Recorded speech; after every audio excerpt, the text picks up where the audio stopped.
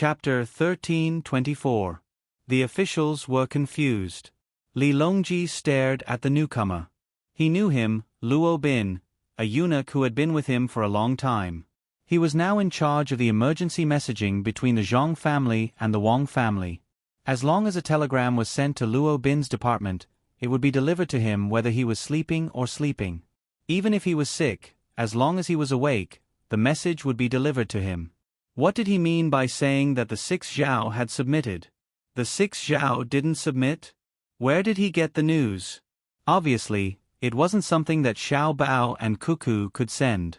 The officials also knew Luo Bin's identity. The eunuch from back then was now old, but he didn't have a wife. He said that he didn't want to harm other women, but he sent a lot of money to his family. It wasn't because he was greedy, but because he received benefits. What did his arrival have to do with the 6 Zhao submission? Many people looked at Zhang Zhong, but Zhang Zhong returned a look that said, "I don't know either." Yuan Qianyao turned on the microphone and coughed lightly. He asked, "The 6 Zhao have always belonged to the Tang Empire. Why would they submit?"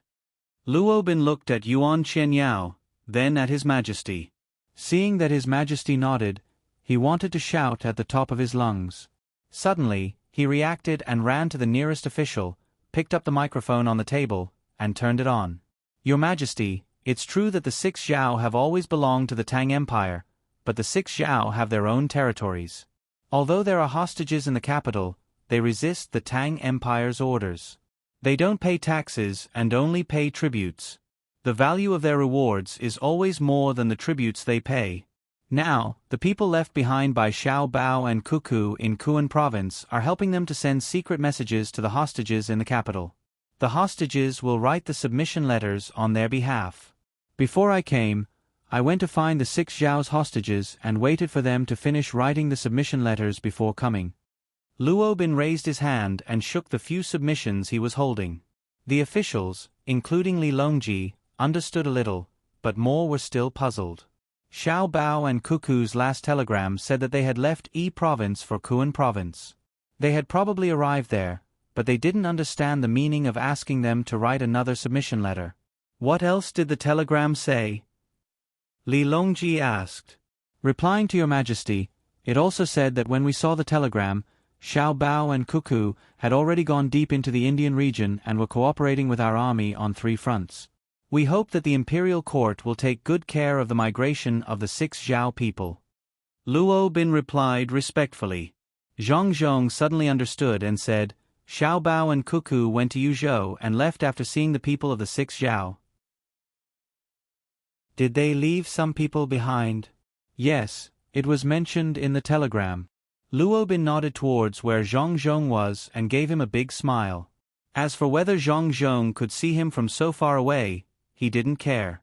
Li Longji waved his hand, and Luo Bin immediately trotted over and placed the 6 documents and a telegram on the table in front of His Majesty.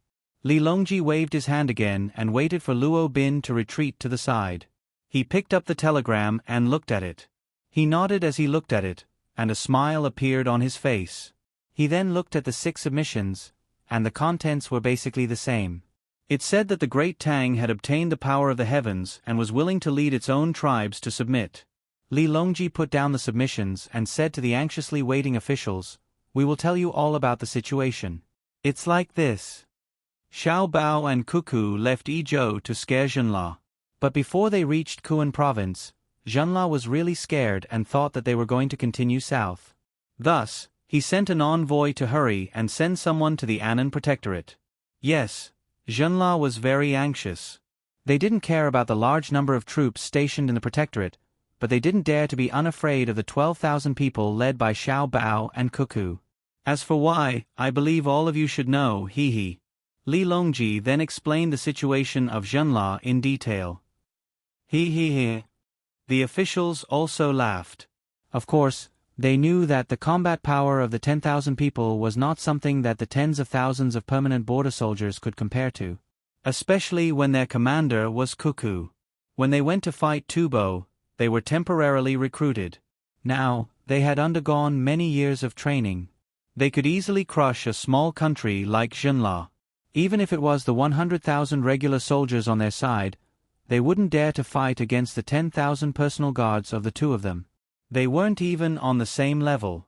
Li Longji heard the laughter of the officials and gulped down 2 mouthfuls of tea. He then picked up the teapot beside him to refill his tea. He put down the teapot and continued. Thus, when Xiao Bao and Cuckoo realized that Zhenle didn't send any more troops, they didn't care about them anymore. Instead, they stayed in Kuan Province's Jianqi Lake area and helped to point out the places that produced salt. They planned to transform Jianqi Lake in the future. At the same time, they discussed the issue of submission with the locals. They promised some benefits and left behind 200 people to help with the construction. When the people agreed, it was from the bottom of their hearts. They didn't use force to threaten them. Do you believe that? Do you? Yuan Qianyao said without much confidence. Furthermore, it was a question. I believe that with Xiao Bao around, there was no need to use force to deter them. Xiao Bao would give them good conditions.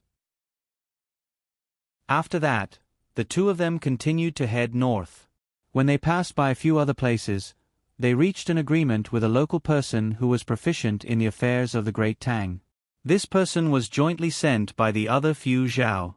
When Xiao Bao and Cuckoo left again, they sent people to the vicinity of Jianqi Lake. After discussing with each other, they used the telegrams in the hands of the 200 people left behind to send secret messages to their permanent hostages in the capital. Li Longji told the officials like he was telling a story. As the officials listened, they all had complicated emotions. They looked at Zhang Zhong with jealousy in their eyes.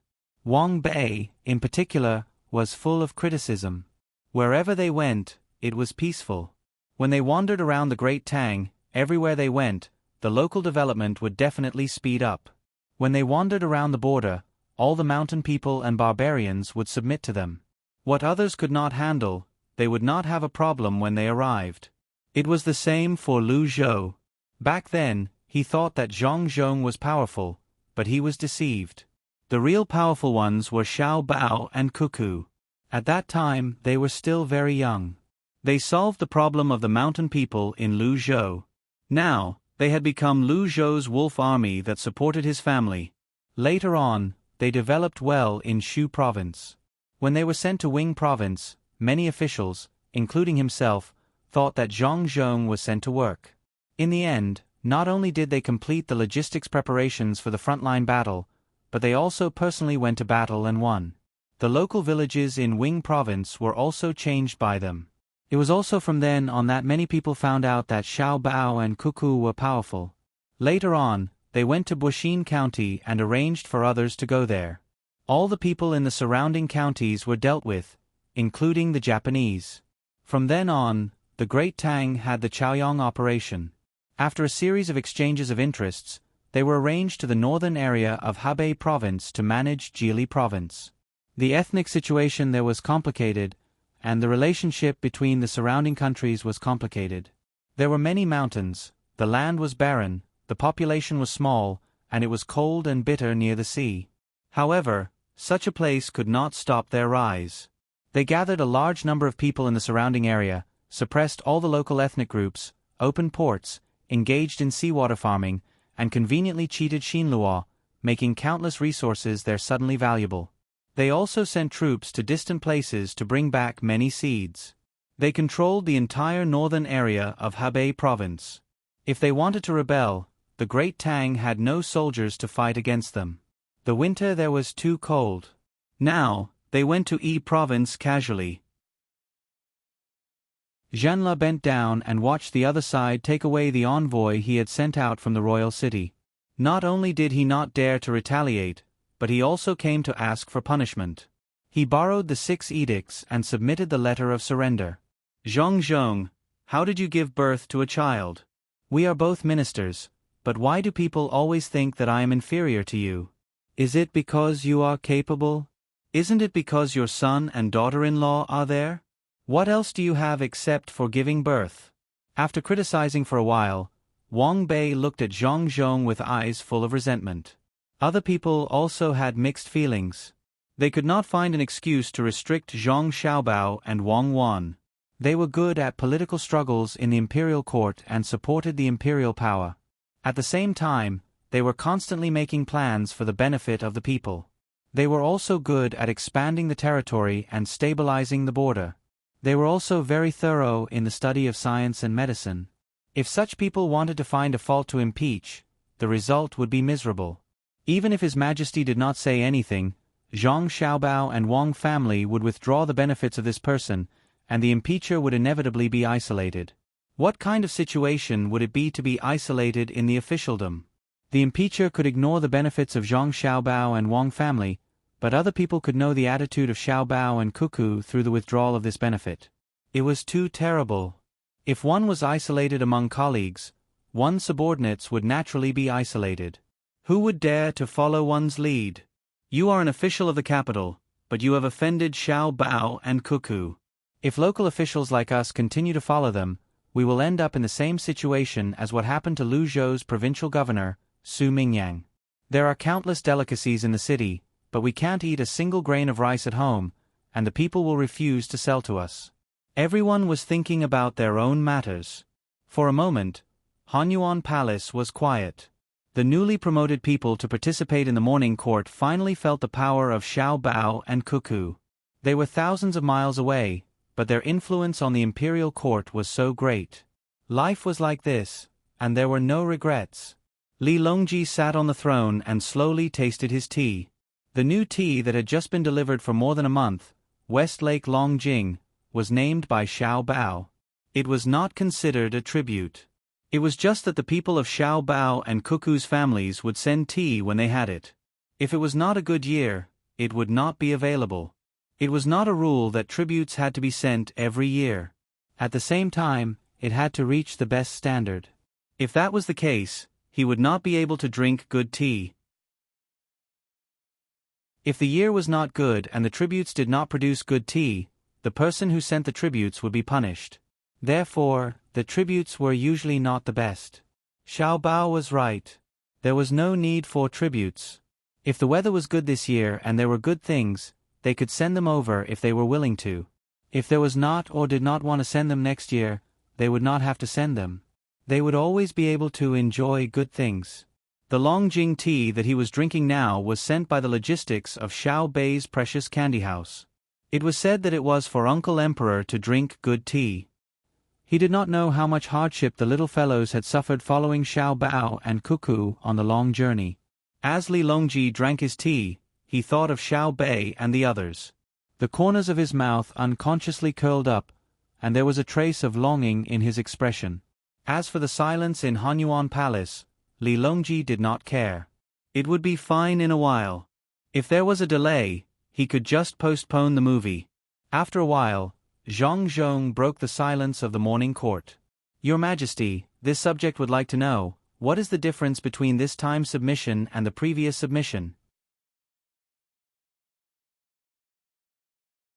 Chapter 13:25. Zhang Zhong's words echoed the thoughts of the others who had just regained their composure. Indeed, they should ask clearly. Before, the six Zhao were also vassals of the Tang Empire, and they had been conferred the title of king. Now, they were saying that they would submit. If there was no difference from before, it would be useless even if they repeated it 100 times. The officials also admired Zhang Zhong for this.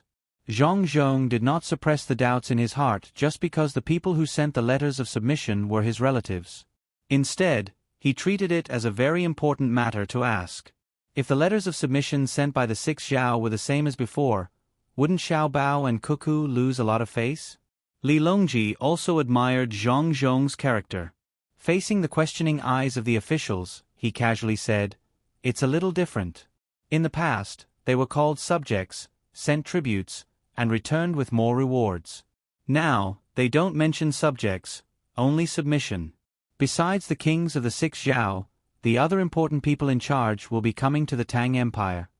Li Longji said it casually, but the others were not. They were actually sending people over, and important people at that. From His Majesty's words, it seemed that many people were coming. Then, didn't that mean that the kings of the six Zhao lacked capable people in management? How could they develop if they lacked capable people in management? Had the kings of the 6 Zhao all become fools? Your Majesty, there's one thing this official doesn't understand. The kings of the 6 Zhao sent their capable subordinates to the capital as hostages. Are they preparing to make their own people suffer? Yu Wenrong asked. Li Longji shook his head, a look of disappointment in his eyes. He looked at the officials one by one and asked, "Do you think that Xiao Bao and Cuckoo went there just to make the lives of the 6 Zhao more difficult?" Jiang Tsun stood up and said, "This official absolutely does not believe it. Xiao Bao and Cuckoo are brilliant at scheming, especially Xiao Bao, who has the greatest ability in economy and people's livelihood. How could he go there and make people's lives worse? Xiao Bao must have given the Lord of the 6 Zhao a generous offer that the Lord of the 6 Zhao could not refuse. What's more, didn't they leave behind 200 people? I believe that there is no need for this official to say how capable the inner courtyards of the Zhong family and Wang family are. With them around, what difference does it make whether or not the Lord of the 6 Zhao keeps his capable subordinates?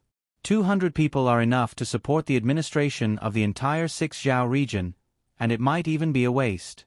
To be honest, if the inner courtyards of the Zhong clan and Wang clan participate in the imperial examination, countless outstanding high scholars of Great Tang will fail the examinations and return home. Placing them as local officials, countless local officials would be ashamed to meet people. The reason why the imperial court dares to implement the policy of taking land from local officials with salaries is precisely because of this. Li Longji was delighted. His eyes narrowed into a smile as he said to Jiang Tsun, "That's right. Since we've taken over the land, then so be it. If the local officials dare to collectively resign, then I'll have the inner courtyard of the Zhong family and Wang family take over. Perhaps it'll be even better than before they were dismissed." Your Majesty's praise is wrong. My family's servants don't have this kind of ability.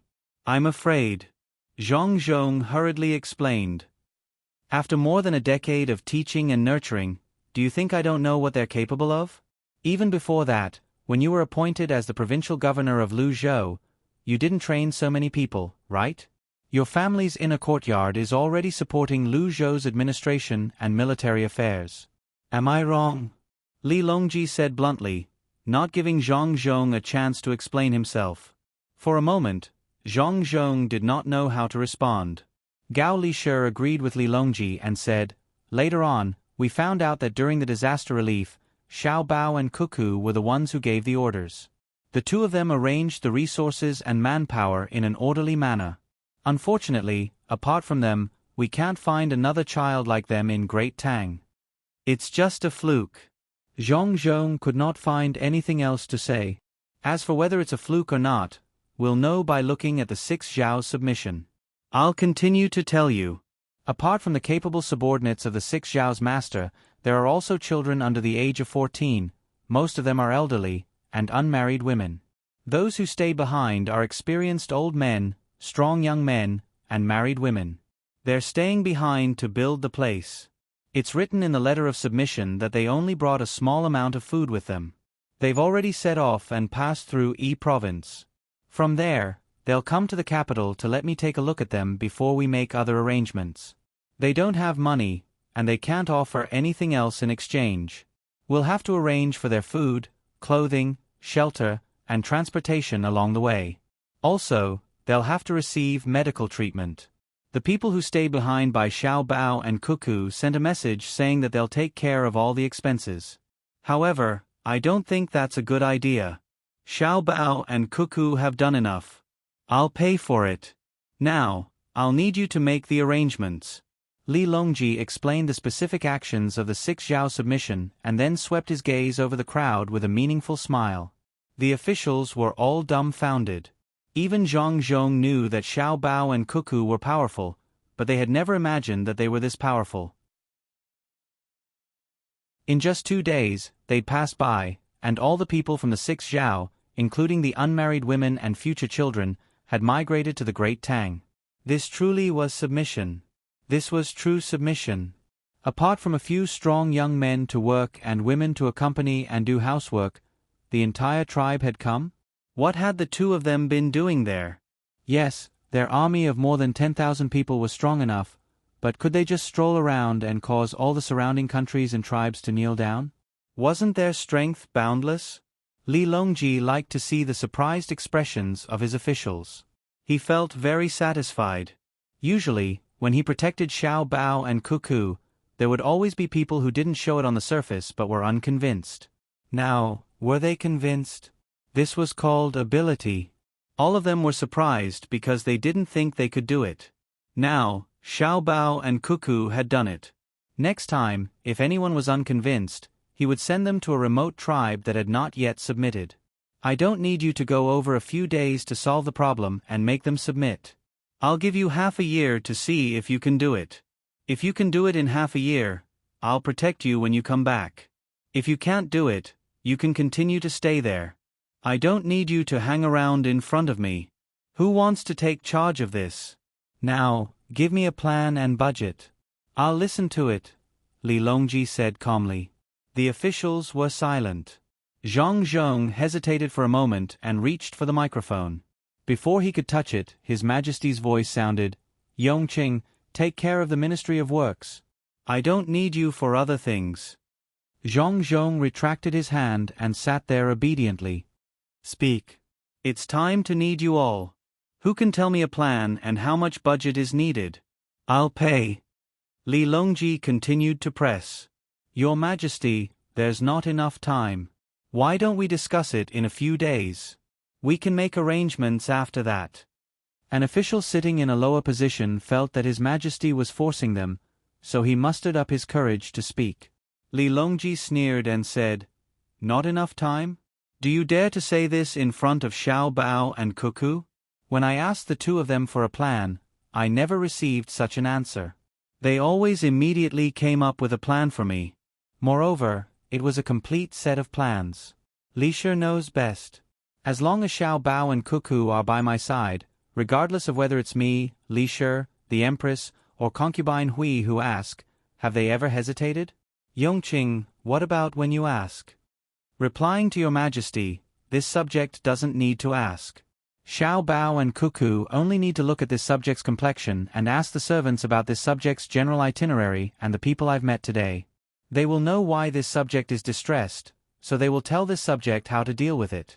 Furthermore, the two of them will complete the plan one by one. Zhang Zhong said proudly. Did you hear that? Li Longji asked. All the officials were silent and had nothing to say. His Majesty was comparing Xiao Bao and Cuckoo to them. What else could they say? Were the two of them even human? The two of them were doing things that defied the heavens and couldn't be measured with common sense. Li Longji leaned back and said, No one said anything. Recently, there have been people in the streets getting beaten up because these people say that Xiao Bao and Cuckoo ran to the border to raise troops and maintain self-respect. They're vaguely dividing the borders from the imperial court. Who instigated this? Raising troops and maintaining self-respect? Don't tell me they're not self-respect. What borders? My country is counting on the two of them to properly govern it. There's no need to divide. If anyone has the ability to make the two of them rebel, I'll give the dragon chair under my butt to that person. With a crash, all the officials stood up and returned to their seats. One by one, they knelt on the ground. At this time, if they didn't express their attitude, it would be very easy for them to be shot dead by the hidden snipers. Your Majesty, this subject believes that our colleagues in the imperial court won't do such a wrong thing. I hope. You shut up. They're bullying you, yet you're still pleading for leniency. Li Longji scolded Zhang Zhong. Zhang Zhong could only shut up. The others didn't think that His Majesty was angry at Zhang Zhong. Rather than calling it a reprimand, it was actually another kind of protection. Li Longji didn't let the crowd rise. He leisurely sipped his tea and said, I know that you didn't arrange for people to incite, but I also know that some people are playing the game of watching the fire burn across the river. The people who incited this matter are a little stupid. In the Great Tang, they spread the news of possible disagreements between Xiao Bao and Cuckoo. They even went to the tea house and the entrance of the zoo to spread the news. They were almost caught and fed to the animals by the zoo people. They beat them up and sent them to the capital office. I didn't get any information from you, so the people who were caught weren't even sentenced. Some people are hiding behind the scenes to watch the show, but why don't you think about it? Don't I have my own spy system? Are the spies of the Zhang family and Wang family just decorations? They didn't say anything because they were waiting for me to deal with it. I didn't say anything because I was waiting for you to say something. Did a small group of people think that I would listen to their words and transfer Xiao Bao and Cuckoo back? Did they think that Xiao Bao and Cuckoo would stop moving forward after knowing about this matter? I didn't even have time to greet Xiao Bao and Cuckoo. Xiao Bao and Cuckoo didn't care either. Their speed of advancement was still so fast. Their personal guards were so adapted to the environment and terrain. You have disappointed me too much. When Xiao Bao and Cuckoo come back, I will personally talk to them. When the time comes, the knife will fall on anyone's head. Don't say that I don't care about others' feelings. Innocent plus 5 ranks. Don't you think so, Yongqing? The newcomers didn't know what was going on. They only knew that His Majesty was angry. From His Majesty's words, it seemed that someone had instigated the relationship between Xiao Bao and Cuckoo, and someone in the court had acquiesced.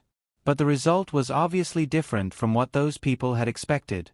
His Majesty and Xiao Bao didn't care, and the instigator was beaten by the people. The person who was beaten was indeed very stupid. What a joke to spread this in the great Tang. Everyone began to look at Zhong to see what he would say.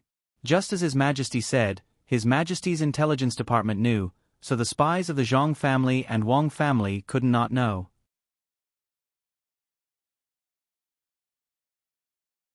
Chapter 13:26. Zhong had no choice but to speak again. My family knows that someone is causing trouble, and we have already confirmed that it's the Japanese. It's Fengqiao Shoji, Watanabe Juichiro, Yamamoto, and Yamanji behind this. All of them are Japanese. My family has already informed Xiao Bao and Cuckoo, but they didn't reply. I feel that they don't care, but my family's think tank thinks that Xiao Bao and Cuckoo are hinting for us to take the final blow. Therefore, my family didn't interrogate them in private.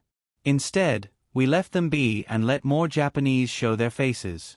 When we finally catch all of them in one fell swoop, no one in Japan will be able to resist. We have already kept an eye on Fengqiao and the others.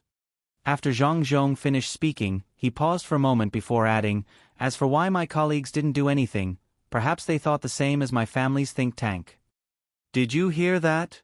Zhong is putting in a good word for you. Li Longji glared at Zhong. I'm condemning you, yet you're still helping others explain. After glaring at him, Li Longji said again, if you think that Zhong is honest and a good person, when Xiao Bao and Cuckoo come back, perhaps they won't say anything, but Xiao Bei and the other 9. Haha.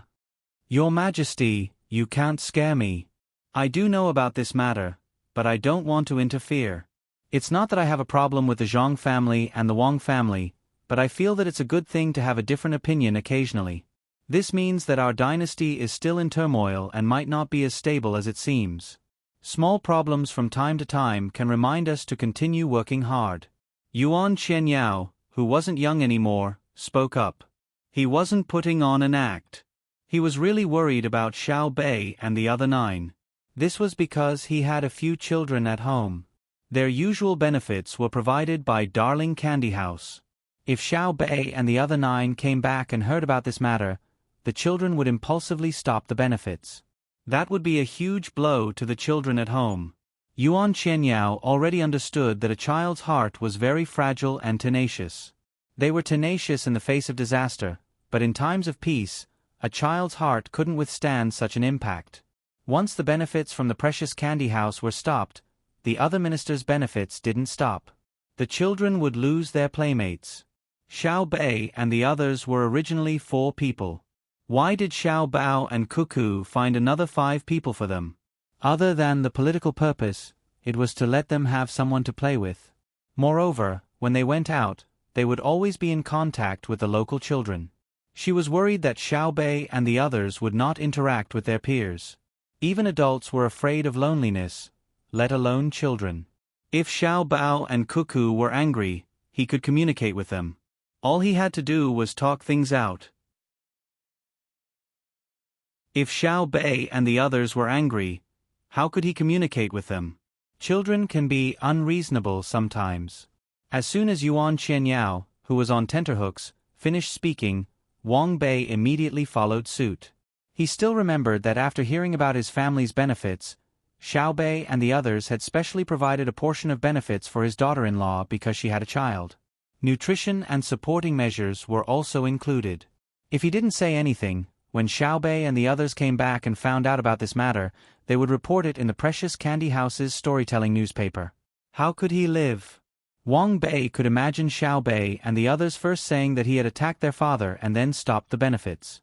Then, they said that their daughter-in-law was pregnant, so Xiao Bei and the others gave them benefits. Then, they would continue to say that when they weren't in the capital, he would stab them in the back. Heavens! Once this report was out, he would probably starve to death in the bustling capital. This wasn't a political issue, but a moral one. What would the people think? Therefore, Wang Bei felt that he had to make things clear. Otherwise, being condemned by the public could kill. Your Majesty, Brother Yongqing, to be honest, at first, I didn't know about this matter. When I found out later, I was happy for a while. I'm not afraid of you laughing at me. I've always wanted to find trouble with Xiao Bao and Cuckoo. To be precise, it's Brother Yongqing. Why? It's because I'm jealous. If Brother Yongqing falls, I can be happy for the whole day. But that's all I have. If Brother Yongqing falls and injures his head and catches a fever, I really don't want that. If Brother Yongqing falls to his death, I will be very sad. I won't even know what to do. I will regret it very much. I shouldn't have gone against Brother Yongqing back then. I don't have a life and death feud with Brother Yongqing. I just have a little thought. I even went to see the people who were arrested. I didn't care. It doesn't matter. If they say that they want to assassinate the people from the Zhang family and Wang family, I will be anxious. They just want to stir up trouble. Others don't understand the background of the Zhang family and Wang family, but how can I, who always want to bring trouble for them, not understand? So, I'm not watching from the sidelines, nor am I sitting on the mountain to watch the tigers fight. I'm just watching the show. I never thought that the Japanese could cause any trouble. I just want to see how Brother Yongqing's family will deal with it, okay? When Wang Bei spoke, he didn't hold back at all. He even said his own thoughts and analyzed them. I believe Brother Wang's words. Zhong Zhong proved that he understood Wang Bei. If you said that he was a good person, he had a little dirty thoughts. If you said that he was a bad person, he really didn't want to kill anyone. When you walked with him, he hoped that you would fall and then secretly laugh. But if you fell and there was a sharp stone pointed at your head, he would rather stretch out his injured arm to block it for you. He didn't want you to never get up again. He was such a person. There was one disadvantage to being friends with such a person. Usually, when you were unlucky, he would laugh at you. The advantage was that when you encountered a life and death situation, he was willing to risk his life to help you. He was a very contradictory but very real person. Li Longji naturally knew what was going on with his Minister of Revenue, Wang Bei. He nodded in agreement. Wang Bei heaved a sigh of relief. With the understanding of Her Majesty and Zhong Zhong, it seemed that Xiao Bei and the others wouldn't target him after they returned. With Yuan Qianyao and Wang Bei taking the lead, the other ministers also gave their reasons. Their words made the new officials feel that they weren't afraid of Zhong Zhong, Her Majesty, or Xiao Bao and Cuckoo. Instead, they were afraid of Xiao Bei and the 9 children. It was really too strange. Why weren't they afraid of the real power holders but worried about a group of children?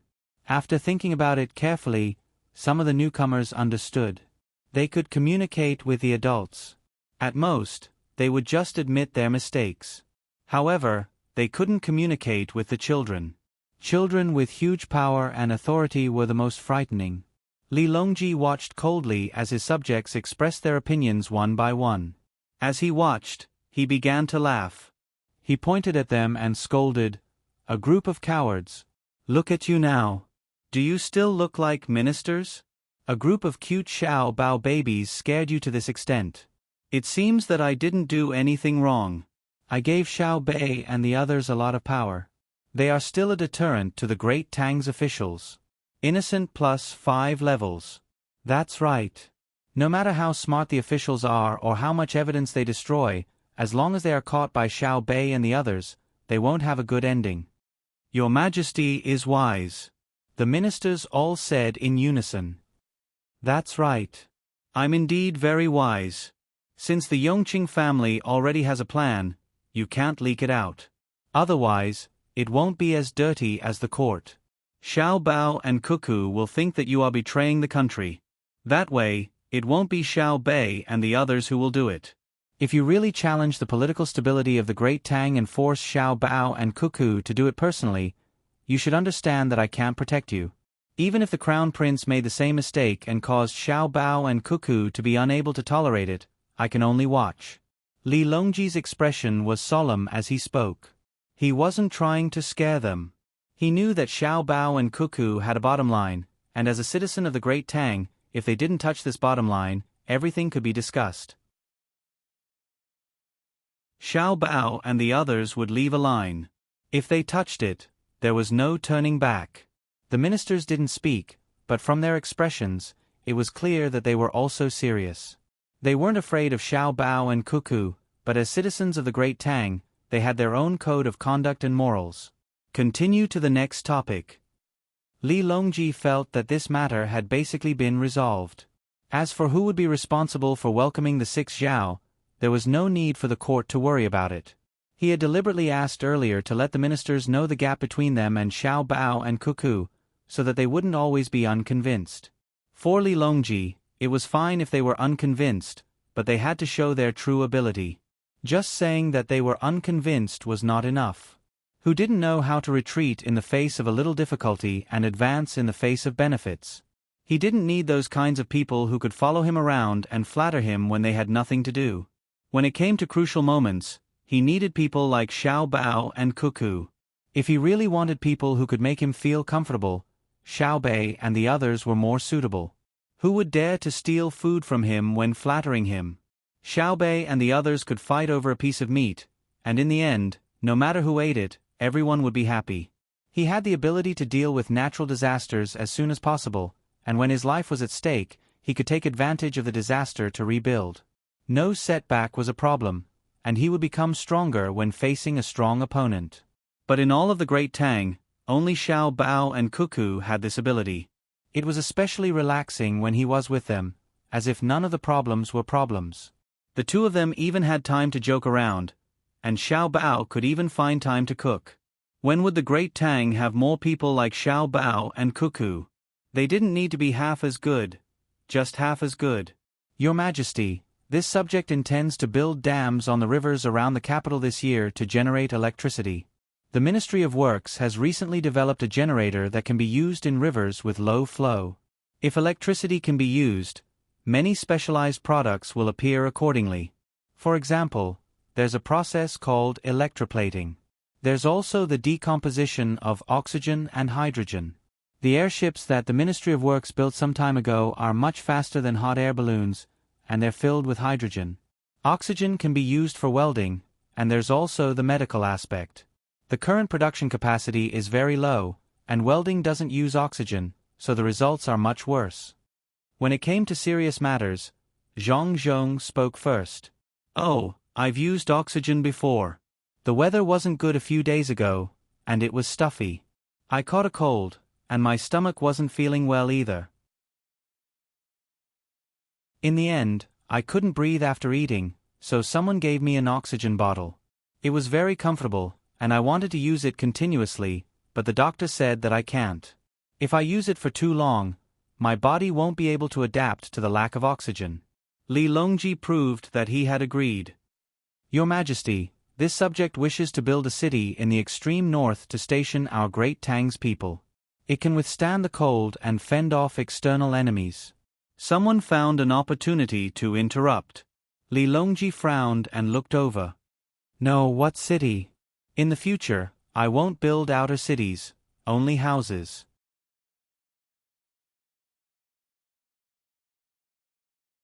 Chapter 13:27. The topics discussed in the imperial court were passed one after another. There were no major issues. The only thing that needed to be resolved was that some of the people who had rented the land did not want to buy it. The officials had no good ideas. The people had already paid the taxes, and they did not want to sell the grain, so they could not punish them. Moreover, this year's autumn harvest had been estimated in advance, and the output would be very high. Some of the people who did not want to sell the grain would leave it at home first. Would they sell it in the end if the grain price did not go up? If they did not sell, they would keep it. It could be considered a cost. If it did not flow, it would depreciate. There was also a small problem. Who would be in charge of accepting the immigrants from the 6th Zhao? It was not suitable for important people to leave the capital, but it seemed not important for unimportant people to go out. In the end, it was decided that the Assistant Minister of Revenue, Pei Yaoqing, would go. He was a good person, and Li Longji believed that he could do the job well. He could not be too warm to the people of the 6th Zhao and make the people of the Tang Empire feel inferior to outsiders, but he could not be indifferent to the people of the 6th Zhao. They had left their homeland to come to the capital of the Tang Empire and were full of yearning for the life they had come for. Calling them over and then not treating them well, would that not be cheating? If the people did not listen to you, you would bury the seeds of unrest wherever you put them. Pei Yaoqing was capable and upright. His rank was not low, and he happened to belong to the Ministry of Revenue. Along the way, he could also see the situation of the local people. Li Longji specially allocated 2 million strings of coins from the national treasury for him to act on his convenience if he encountered any problems along the way. If the road was not good or the bridge was damaged, he could withdraw the money from the local bank and hire someone to fix it. After the matter was decided, Pei Yaoqing did not stay to watch the movie. He hurriedly left the Hanyuan Palace and went home to prepare for departure that night. At this time, the morning court was over. Li Longji looked to the side and saw a clock with the hands pointing to the 10:40 position. Touching his stomach, Li Longji said, "Let's eat breakfast." The buns were sent. They were not cold and had been kept warm, but some had collapsed after a long time. The officials were not in the mood to care about this and began to eat in the Hanyuan Palace. The entire morning court was filled with the smell of crab meat buns. In addition to the buns, there was also cucumber and egg soup, as well as 2 small pickles. Those who liked to dip it in vinegar would dip it in vinegar, and those who liked it would dip it in soy sauce. After this breakfast, there was probably no need to eat lunch. In the evening, they could get off work early and watch a movie with His Majesty. This was the first official movie in the Great Tang, and the officials were going to watch it. It was a political mission. Li Longji ate 2 steamed buns and drank a mouthful of soup. When he saw Gao Lisher standing by the side serving him, he pointed at the steamed buns in front of him with his chopsticks. Gao Lisher shook his head. The palace maids and eunuchs hadn't eaten yet, so it was better for him to wait for a while and eat together. Has the fat clam from Jili State also come down?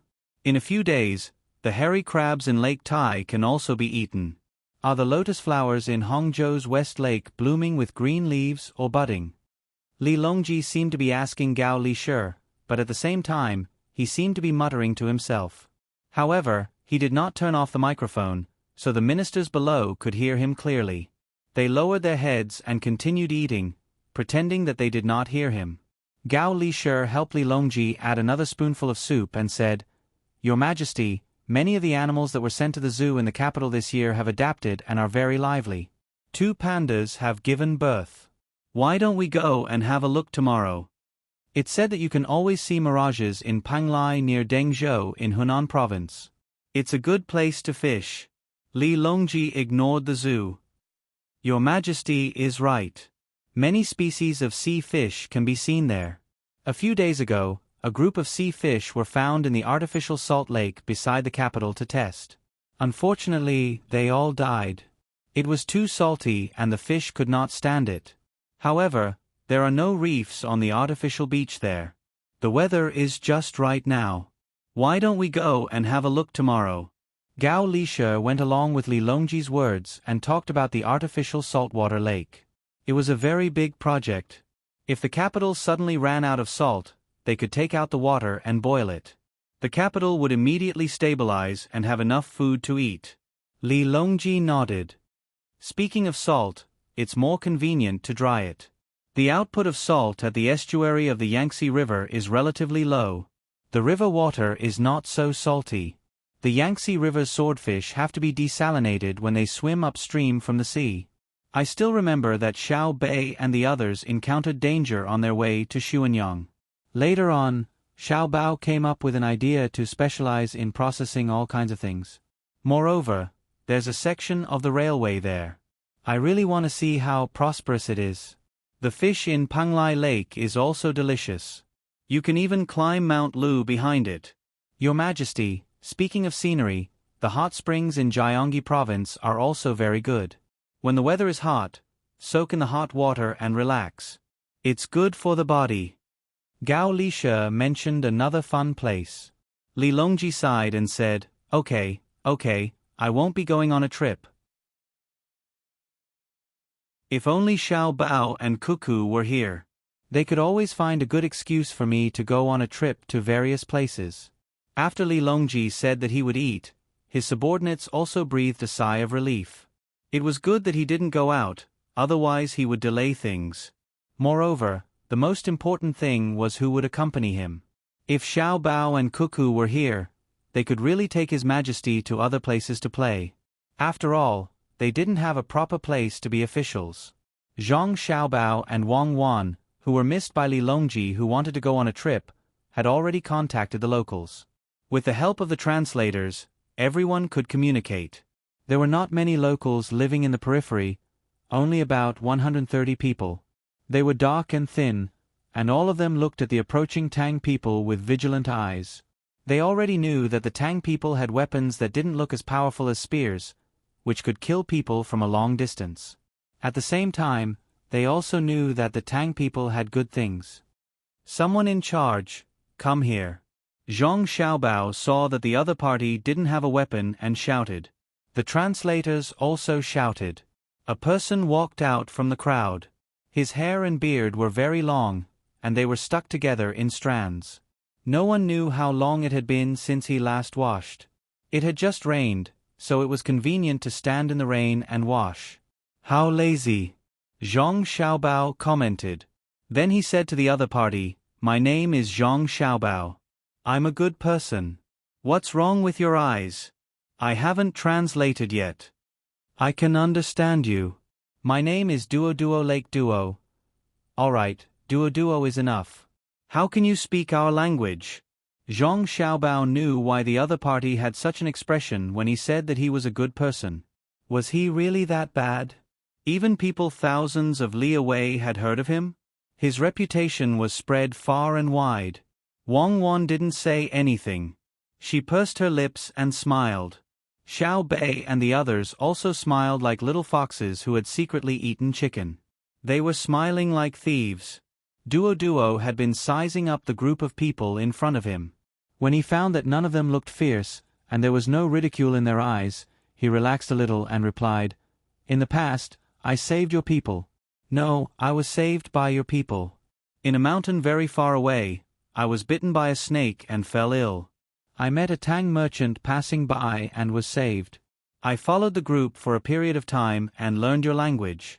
When I left, they gave me 2 beautiful jars. One of them accidentally broke. In order to prove what he said, Duo asked someone to bring the jars over. While waiting, Zhang Xiaobao sized up the living environment of the other party. They were really poor. Shacks made of wood and branches, houses without bricks, basins and bowls made of wood, and children were naked. Whether it was men or women, they only had a simple woven cloth and animal skin around their waists. There were even knives made of stone and sharp pieces of stone used to tie the front end of wooden spears. Only Duo in front of him was tied with a rope and carried a metal knife in front of him. Its shape was very strange. It was longer than a kitchen knife, narrower than a kitchen knife, straighter than a watermelon knife, and sharper than a watermelon knife. It probably had many functions. It could cut, and stab.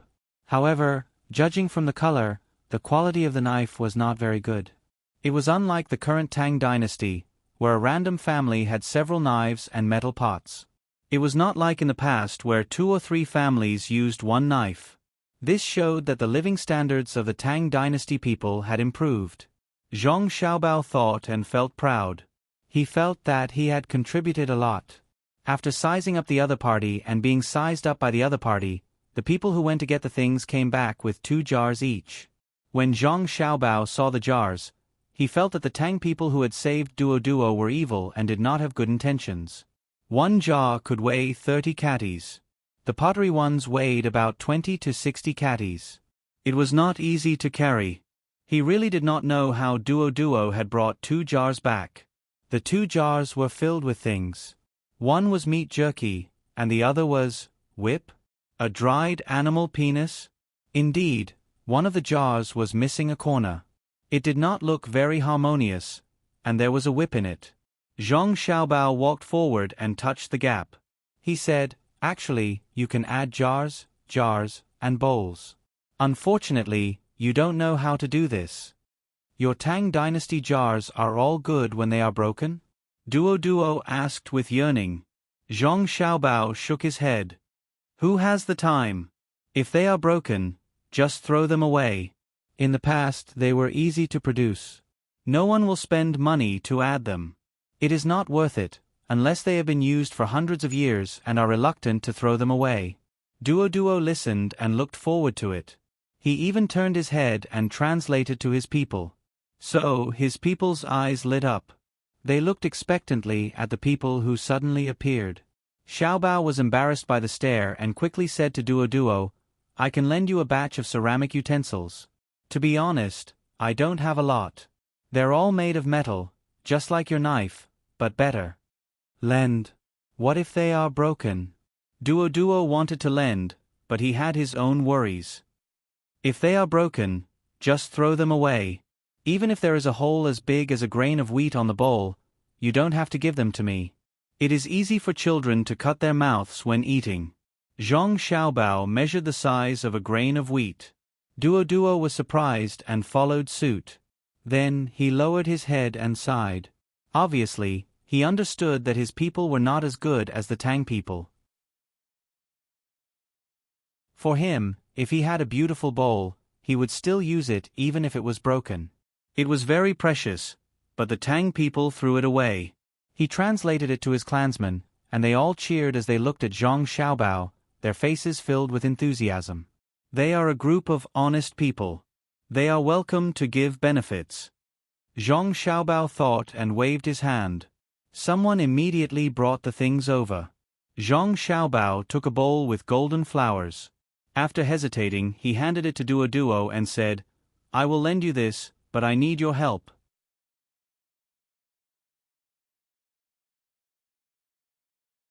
Chapter 13:28.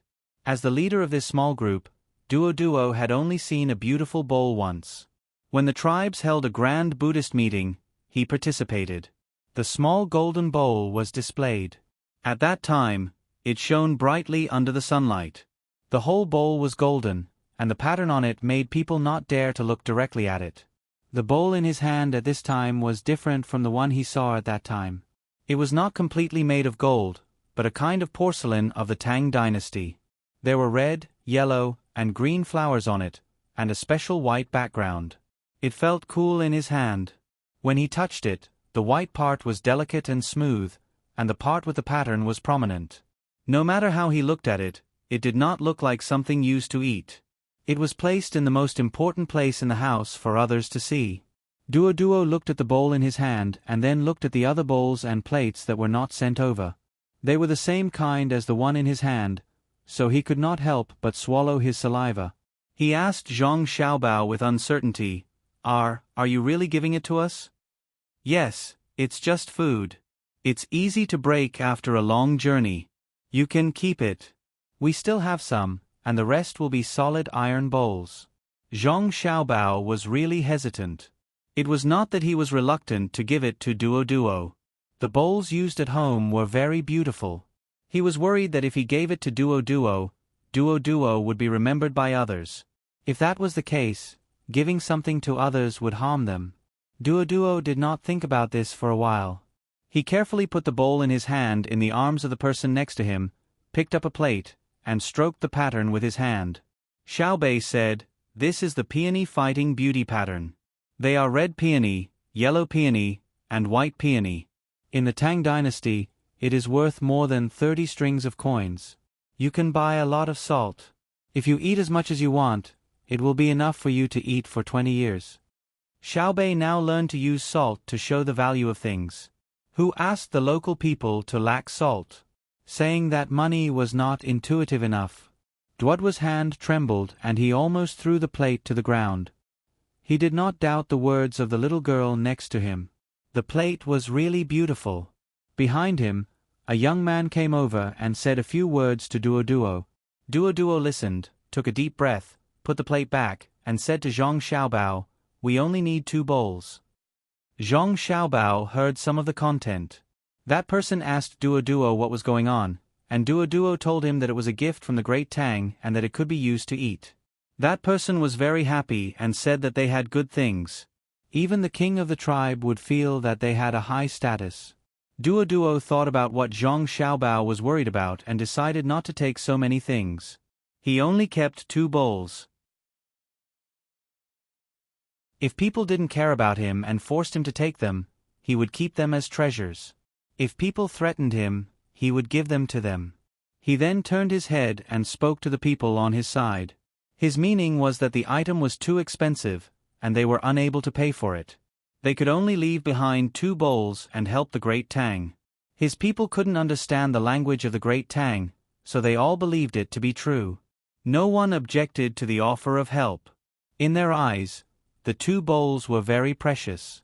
Even if they added up all the things in the tribe, they still wouldn't be able to exchange for them. Do you see? They live on the outskirts of the large tribes and are looked down upon by the tribes. But they don't dare to leave behind everything we give them. They are worried that the leaders of the tribes will find out and steal it. If you don't have strength, don't even think about having it, even if it clearly belongs to you, Zhang Xiaobao said to his brothers and sisters as he handed over another bowl. The 9 little ones nodded. They had seen too many things along the way, things that they couldn't understand just by reading books, and things that they didn't personally experience in the stories told by their brothers and sisters. They knew that they were respected and loved by the great Tang because of their brothers and sisters. They gave the great Tang people a good life and a stable environment to live in. When they arrived at the 6th Zhao, it was because of their brothers and sisters' reputation. Now, it was because of the strength of their own large army. It had nothing to do with the good bowls and plates they had. If they didn't have the company of more than 10,000 elites, the better the things they had, the more dangerous it would be. So that's why my brothers and sisters have always valued technology to strengthen the army, right? Peace without being able to contend against the enemy's strength comes from the enemy's charity. The peace of the strong to the weak is compassion and tolerance. We don't want to be the former. We don't need the charity of others. Xiao Bei waved his little fist and said seriously. The other 8 little ones nodded. Duo was also listening. A trace of embarrassment appeared on his face, but he still said, "Yes, we don't dare to steal your things. We will agree to any conditions you raise as long as they don't harm our lives. The weak can't negotiate with the strong. It's really not easy for you children to follow us. It's very tiring, but we've learned a lot. What we see with our own eyes is more realistic than what is recorded in books. It's not just the interactions between people, but also the flowers, trees, mountains, rivers, and all kinds of animals we see on the road. Not all children have this opportunity. Ji Xiong Rui and the others can't follow us. They're too young, so we can adapt, so we were brought along by my brothers and sisters." Oh, Ji Xiong Rui is our younger brother and sister. They're very cute, Xiao Bei said to Duo while giving his brothers and sisters a sweet smile. When Xiao Yuan and the others heard Xiao Bei's words, they felt that the hardships along the way were nothing. Just as Xiao Bei had said, not all children had such an opportunity. Moreover, other children might have had it worse in the past. They had to go up the mountain to collect firewood and cut grass to feed the cattle and sheep. If they were the village children who work for the master, not to mention studying, After returning from releasing the cattle to eat something, they would find some hay and sleep with the cattle outside the house. Duo looked at the 9 children enviously. He then looked back at the naked children on his side and shook his head. The difference was too big. Tell us, what do you need us to do? Actually, if you don't give us anything, we won't dare to resist, Duo sighed and said to Zhang Xiaobao. At this time, Wang Wan said, you have to follow us wherever we go. Also, you have to be responsible for hunting and picking vegetables. We can't use the things we carry too much. As Wang Wan spoke, she finally understood why other expeditions had to bring a large number of non-combatants, such as craftsmen, and the like. Then, they had to defeat the enemy and be captured. The expeditionary army had no supplies behind them, and they probably wouldn't be able to keep up. When they went deep into the local area, they could only rely on the things carried by airships.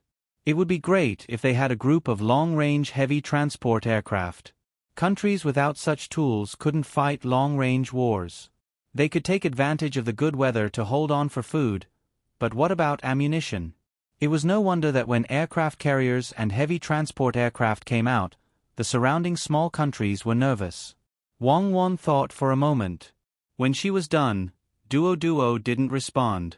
He didn't look at her and looked at Xiao Bao. Thus, Wang Wan snorted in dissatisfaction. Zhang Xiaobao coughed and said to Duo, this beautiful and charming woman is my wife. As for me, I can't control this team. I can only control the people in the team who don't fight. As for her, everyone with guns listens to her. Do you know? Duo opened his mouth blankly and looked at the beautiful woman in front of him again. So this woman was the one who killed people. Duo looked at Zhang Xiaobao again. Why are you staring at me like that? She's the one who calls the shots. Don't you understand? Zhang Xiaobao said with a glare. You can't beat her? Duo asked. Normally, I can beat her, but I can't. She's my wife. Do you understand my wife? She's the woman who will live with me for a lifetime. Why would I beat her? After the fight, I can't live anymore. Even if she can't beat me, she won't give in. I know her better than you. But when it comes to fighting, I'm really not her match when leading the same people and weapons. In other words, she's better at leading soldiers than me. The more soldiers she leads, the stronger she is. As for me, the more money she gives me, the stronger I am. I can't explain it clearly to you. In any case, you remember that the relationship between me and her is different from the relationship between you and your woman. Zhang Xiaobao explained over and over again. After all, he needed the other party's help, so he had to make things clear. Duo actually didn't understand why a man would give the military power to a woman. If he could beat her, he would beat her until she became obedient. If she didn't, he would continue to beat her. He kindly advised Zhang Xiaobao, you can. Wang Wan stepped forward with her left foot, exerted force on her waist, and kicked Duo with her right foot. Duo flew up and heard the woman's voice. You talk too much nonsense. Then there was the sound of Walla, from his side. Don't move. After landing on the ground, Duo felt that his body was about to fall apart. Ignoring the pain in his chest, he shouted to his people, listen to them, don't move. Get up, get your people ready, and follow us. Wang Wan said with a cold face. Oh. Duo responded, turned over, and rubbed his chest. He began to prepare the 120 people in his small tribe for migration. Zhang Xiaobao raised his arm, and the people in the team put away their guns. He said to his younger siblings, see? People always know how to cherish the time when they are not injured after they are hurt. So brother, you don't dare to hit sister. You're afraid of getting hurt, right?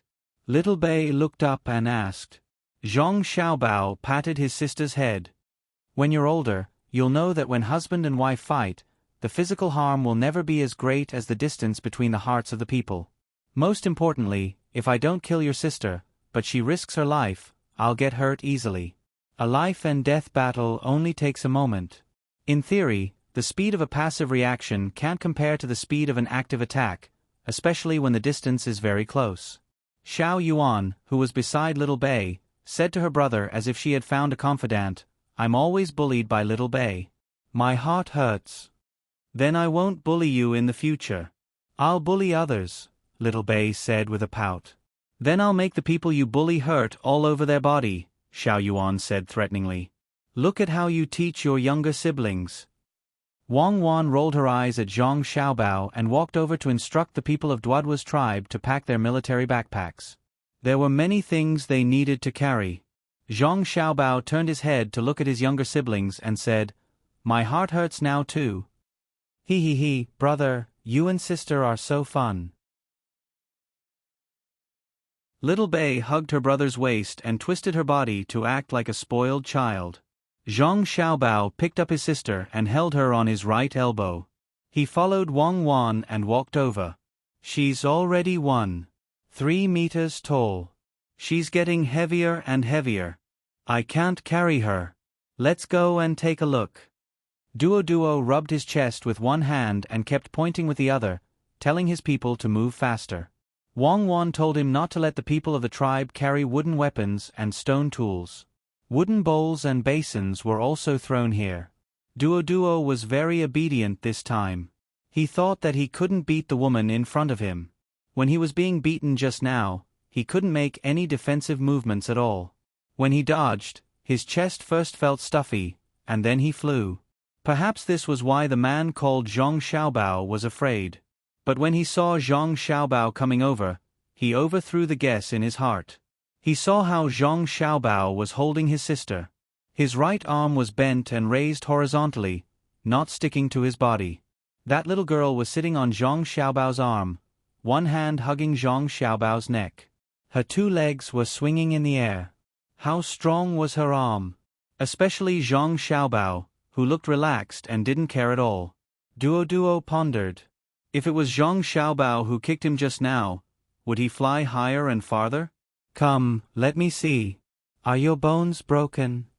Zhang Xiaobao walked to Duo and stretched out his left hand to press on the place where Duo was kicked. He nodded. "It's okay. You kicked very well. At the end, you used force, not vibration force. Otherwise, you would have died. It seems that my wife knows how to control her strength." Duo nodded. "I finally know that women are not to be trifled with."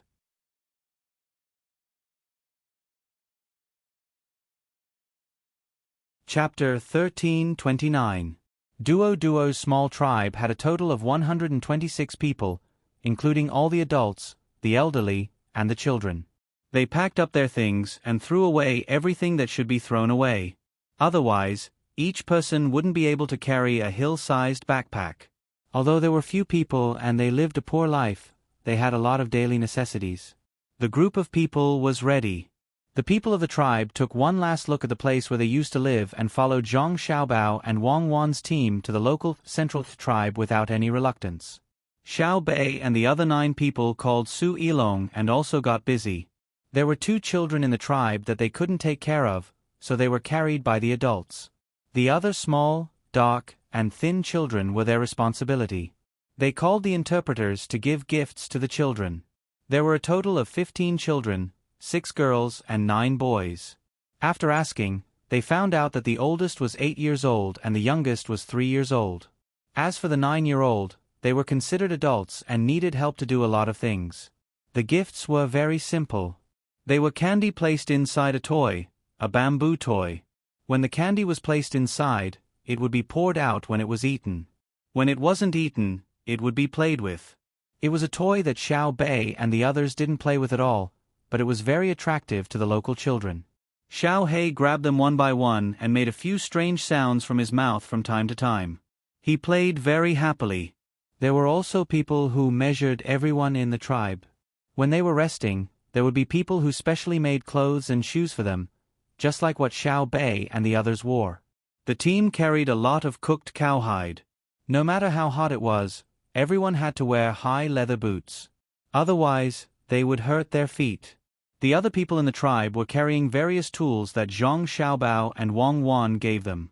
The new tools were much better than the old ones, so they were very happy. Zhang Xiaobao's team reduced the burden of transportation. Since they were given out, they naturally wouldn't continue to help carry. Duo carried things on his back and a set of knives in front of him.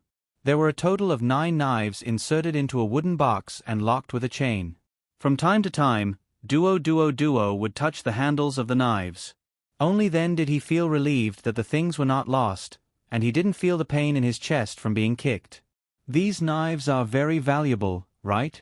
Duo once again touched the handles of the knives one by one and asked Zhang Xiaobao. It's all right. We all brought good steel knives with us when we came out. They're much better than the scrap metal you're using. Zhang Xiaobao said that Duo had already been solemnly handed over to another strong man in the tribe. Duo nodded and walked a few steps before asking, "Why didn't you bring more inferior items?" "Your inferior items are also very valuable here. The difference between a beautiful bowl and an ugly bowl won't be much worse. We can flip through so many things, but you must have flipped through many times. Since I'm going out, I naturally have to bring good things," Zhang Xiaobao explained and then looked at Toto Duo. For some reason, he felt that Toto Duo was just trying to find something to talk about, as if he wanted to achieve some sort of goal. Duo nodded and didn't say anything this time. Until noon, when they needed to stop and rest, they chose a relatively flat place for Zhang Xiaobao's family to eat. The other places were randomly chosen. Of course, the flattest place was reserved for the people who made the clothes and shoes. Today's lunch was still stewed. A large pot was placed on the rack with a fire under it. They threw in all the jerky that the tribe had saved with great difficulty to stew. This was not enough, so they also threw in some of the things they had hunted on the road and some wild vegetables. When they were cooked, they poured the noodles into it to make soup. Each person had a bowl to eat. Such a simple meal was sumptuous for the people of the tribe. They carefully held the iron bowl with one hand and reached in with the other hand to grab the food. However, they felt that it was too hot, so they gave each person a spoon, which was very strenuous to use. The food of the 9 children was better than the others. There was a small plate of kimchi. Seeing that the children of the tribe were staring at it and wanted to grab it with their hands, Xiao Bei had no choice but to put some into their bowls. She didn't want to eat the food that Xiao Hei had grabbed. There was a limit to how approachable she could be. The children of the tribe didn't see that she didn't want them to grab the food and happily ate a mouthful of the kimchi. It was sour and sweet, and their faces showed a happy expression. They were very satisfied. Xiao Bei looked and carefully tasted the food in her bowl. After swallowing it, she said, "It's really delicious. I also think it's a blessing. Do we still need to talk about our cook skills? Of course it's delicious. Do you think you have a hard life?" Xiao Yuan said and lowered his head to eat, pretending that he didn't see Xiao Bei's glare. A normal adult would be full after eating a big bowl, but the people of Duo finished a bowl and looked at the pot. They found that there was still some left, so they made do and ate half a bowl each. After eating, they were panting, not knowing whether it was because they were too full or because it was too hot. The team continued on their journey, but the clothes and boots were still not ready. Duo touched the hilt of the knife in front of her chest again. Suddenly, she turned her head and asked Zhang Xiaobao, "Do you know how to grow food? Do you know how to raise cattle and sheep?" Zhang Xiaobao looked over and nodded. "It's okay. My family has zhuangzi, which is specially used to grow food and raise livestock. Moreover, the yield is very high. If you want to raise livestock, I think chickens are good. Catch a wild chicken, cut off its wings, tie a rope between its legs, and encircle an area with a fence. You can eat eggs and chicken. If you can pay enough, I can even get people to send you good breeding chickens and pigs. I'll tell you how to take care of them." "What's the price?" Duo asked anxiously. Zhang Xiaobao paused for a moment, smacked his lips, and shook his head. "Let's not talk about the price first. You don't have anything. Other than more than 120 people, you can't take out anything else. I'll tell you how to raise wild chickens and pigs first. I'll find a few people to introduce them to you." "All right." Duoduo felt very helpless. He really couldn't take out enough things to exchange with the other party. After hesitating for a while, he took a deep breath and mustered up his courage. He said to Zhang Xiaobao, "I've thought about it.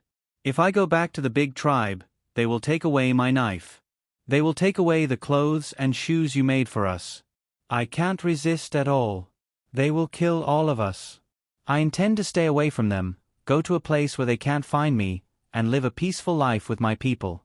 But we don't know how to grow food, and we don't know how to raise things. We used to trade with them every few days with game and fish that we caught. If you can teach us, I won't have to worry about not having anything to trade. If you leave us some of your good tools, I'm willing to do anything for you." This time, Zhang Xiaobao understood that Duoduo was also ambitious. He also wanted to resist exploitation and oppression. It was just that he didn't have the ability in the past. Now, he felt that if he found a temporary backer and learned some skills, he would not be controlled by the big tribes.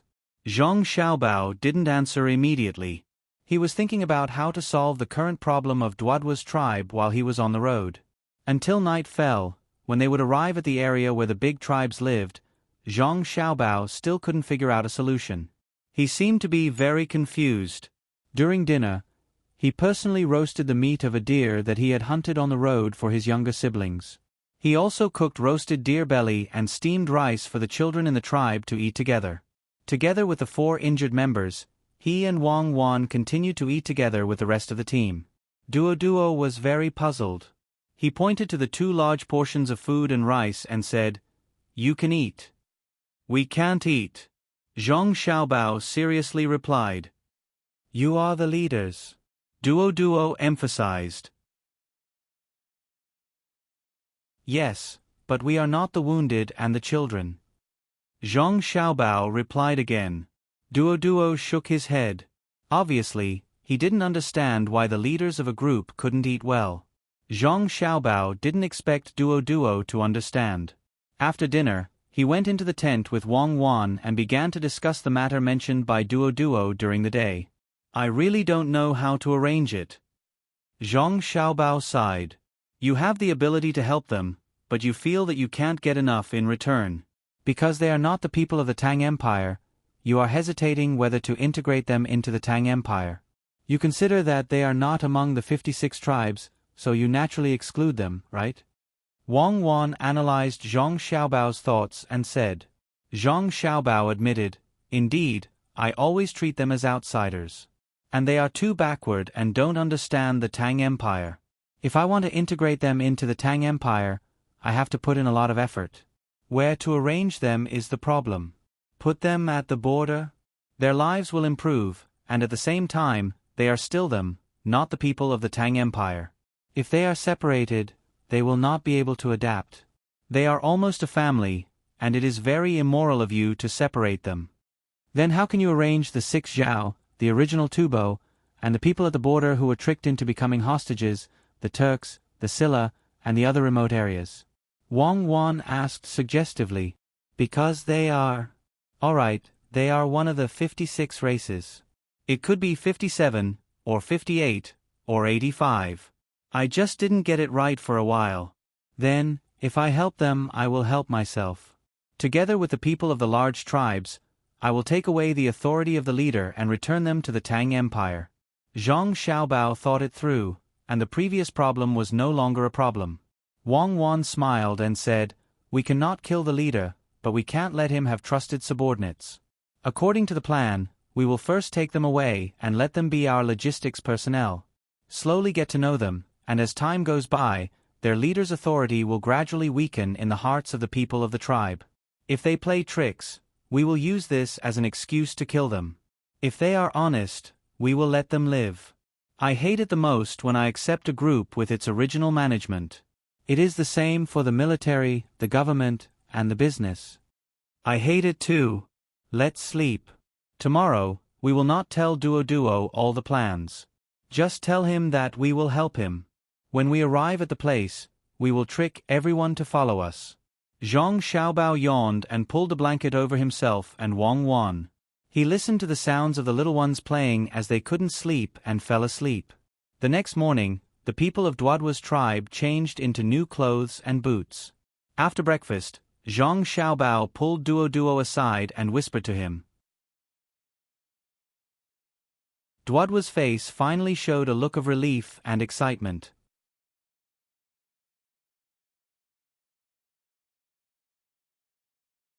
Chapter 1330. Duoduo, who had been promised by Zhang Xiaobao, jumped up and down as he walked. His head kept looking back and forth. Several times, he wanted to tell his tribesmen the good news, but he restrained himself. He was afraid that if he told the news, when his tribesmen met the leader of the big tribe, someone would accidentally spill the news. If the leader knew, he would be angry and kill all 126 of his tribesmen. Even though he had come with the Tang team, who could guarantee that the tribe leader would kill him in a fit of anger? Even if the Tang people helped him take revenge, he would still be dead. Duoduo was happy, so he asked the strong men in the tribe to work hard to hunt. They all pulled their bows and arrows and worked very hard. It was a pity that there were no metal arrowheads. Zhang Xiaobao's tribesmen had metal arrowheads, but they were not suitable for the shafts of bows and arrows. They carried crossbows, which were shorter than bows and arrows, but they saved strength, had a long range, and had high accuracy. There were two ways to load the crossbows. One was to kick the crossbows directly, the other was to shake the handle beside it. Crossbows were more convenient for assassination than guns. They were less noisy, and the most important thing was that the arrows could be retrieved. Duoduo looked at them with envy. At the same time, he was surprised by their ability to adapt to the terrain. Every time he saw someone with a crossbow, he would take a second look. However, he did not ask for it. He knew that the crossbow and the set of arrows were dozens or even hundreds of times more valuable than the set of knives he just got. Fortunately, Zhang Xiaobao gave him another set of knives. They were not for cooking, but for carpentry. The bows and arrows they used were made from tree branches. With a good knife, it would be easier to cut them, and it would be more accurate. The tail feathers used to balance the arrows would also be easier to find. The tribesmen could make bows and arrows as they walked. The workmanship was rough, but the effect was good when they hit animals. Zhang Xiaobao and Wang Wan also understood this, so they always asked the Tang army to be very careful. With traps and long-range weapons, they could teach the enemy a lesson. Duoduo didn't know that the bows and arrows used by his tribe would make Zhang Xiaobao and Wang Wan nervous. He always felt that the Tang people's weapons called guns were more powerful. He wasn't wrong in his thinking. It was indeed powerful. However, Zhang Xiaobao and Wang Wan had requested for 0 casualties, and they really did it. They didn't die directly from the other party's offensive weapons during the course of the battle. As a result, the pressure on the logistics team increased, and they had to exchange money for lives. Duoduo didn't know how valuable the lives of the Tang people were. He was looking forward to seeing how the thing called a gun attacked. Seeing that Zhang Xiaobao didn't use it, he couldn't help but ask, "Gun, let's have a shot?" Zhang Xiaobao hesitated for a moment and nodded. "It's just one shot. It's not easy to reload the bullets. It's like a bow. An arrow can be retracted after it's shot, but a bullet can't be used immediately after it's shot. If the shape changes, it has to be reloaded. It's very troublesome." "You don't have enough bullets?" Duoduo asked.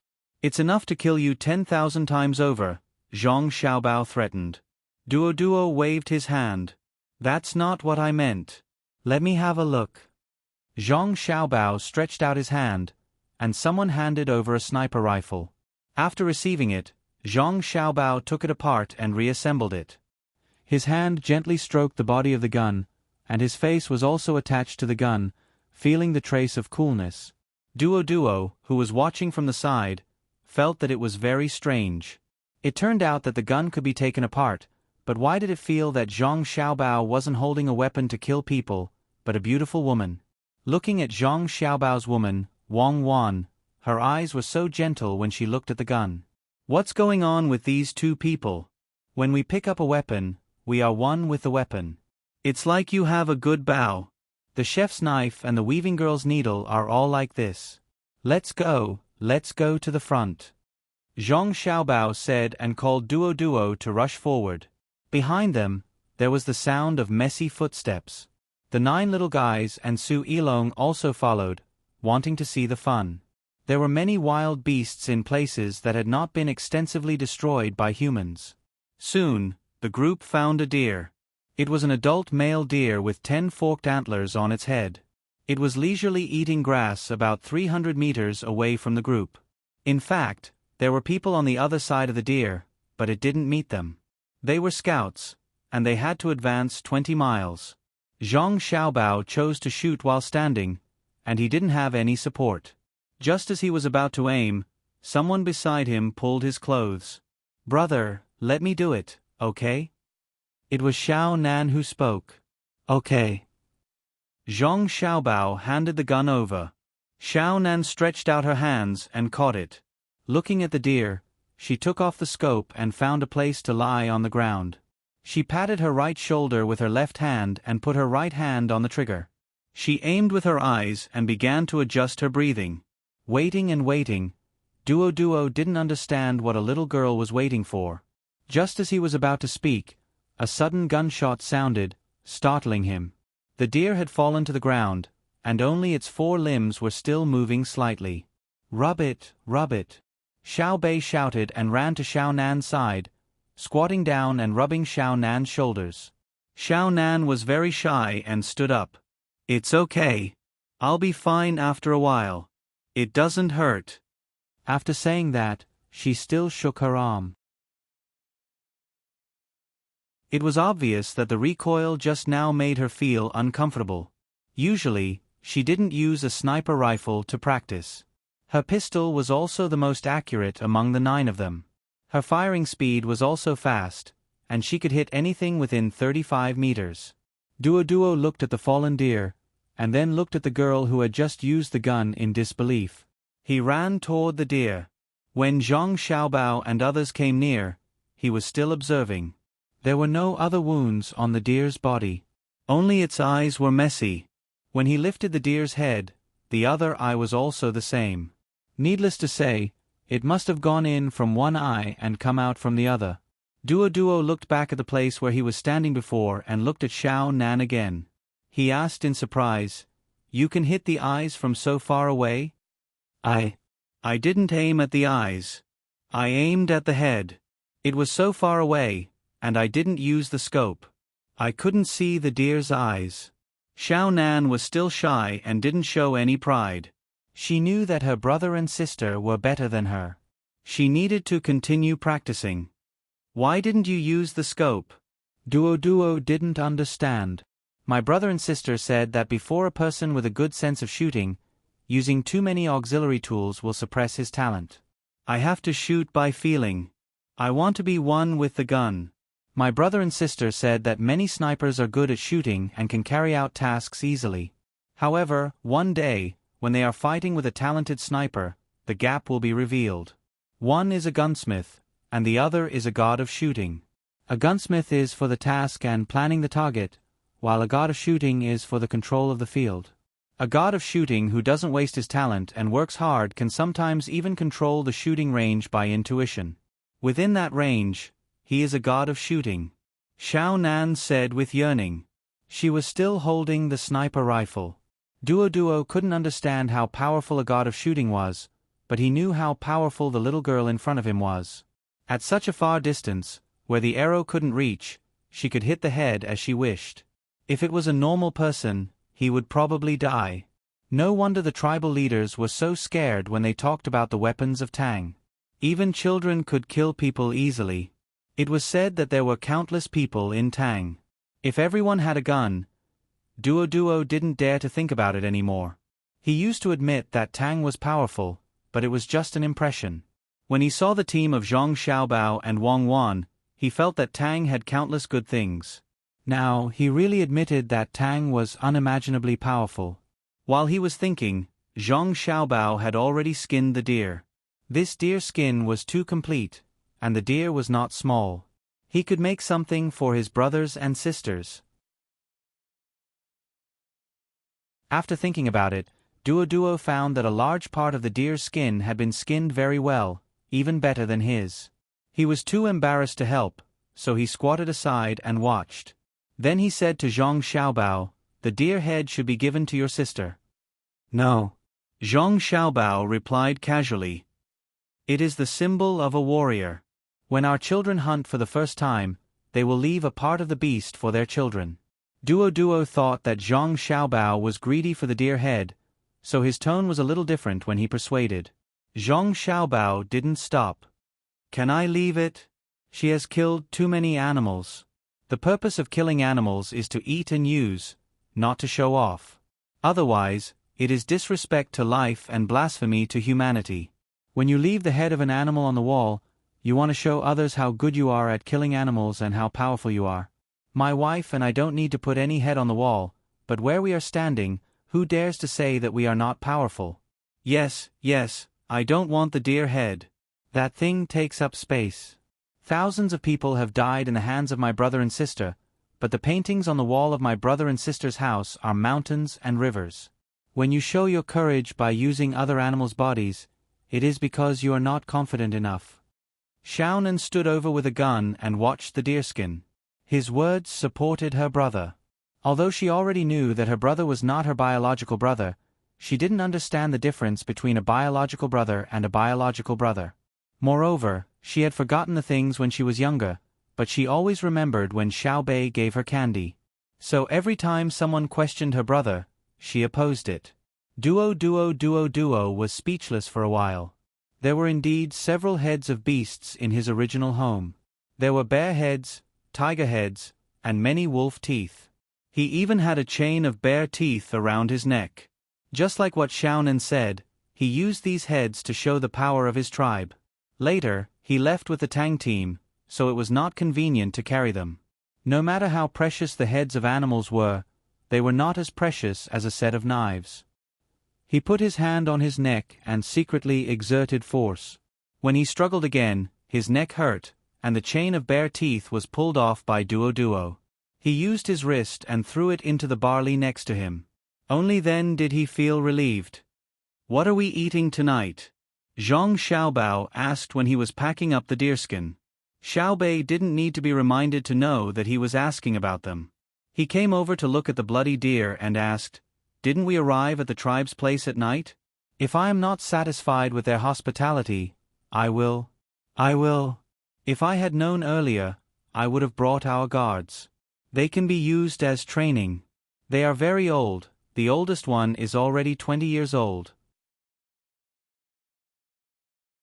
Xiaobei wanted to say that his guards were not good enough to receive his people, but when he thought about it, he realized that he didn't have any guards that belonged to him.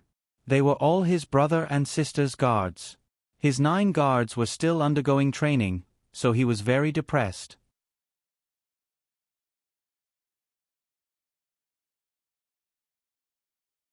Chapter 1331. Duo had been listening the whole time. When he heard what Xiaobei said about his guards, he began to guess who this Zhang Xiaobao from Tang Dynasty was. From what they said, the ones following them were not the Tang Dynasty's army, but their own slaves. Oh, they called servants. There were also children, but they didn't come. What did their family do? Also, the little girl with the spear said that thousands of people had died at the hands of Zhang Xiaobao and his woman. Were they not afraid of Tang Dynasty's laws? It was said that killing was not allowed in Tang Dynasty. After hesitating for a while, Duo mustered up his courage and asked Zhang Xiaobao, "What is your status in Tang Dynasty? You killed many people and you are not guilty?" "I am Zhang Xiaobao said. "I know. I heard you say that you are a good person. Then what is your status?" Duo was very nervous. Zhang Xiaobao finally stopped what he was doing and looked at Duo in shock. Wang covered her mouth and laughed. Xiaobei said, Ha, I'm dying of laughter. "Uncle Duo, you are really interesting. Brother, you are also interesting." Zhang Xiaobao also laughed and patted Xiaobei's head. He said to Duo, "Since you don't know my name, it's useless to talk about the official position. This war against the Duo was planned by my wife. As for me, I am responsible for mobilizing people to help transport things. You understand now, right? Duo looked at Zhang Xiaobao in shock and then quickly turned to look at Wang Wan. He moved his feet and took 5 steps back. Not only did he understand, but he was also frightened. You are heartless Xiaobao, and you are demoness Cuckoo? You are Xiaobei? Duo asked in a trembling voice.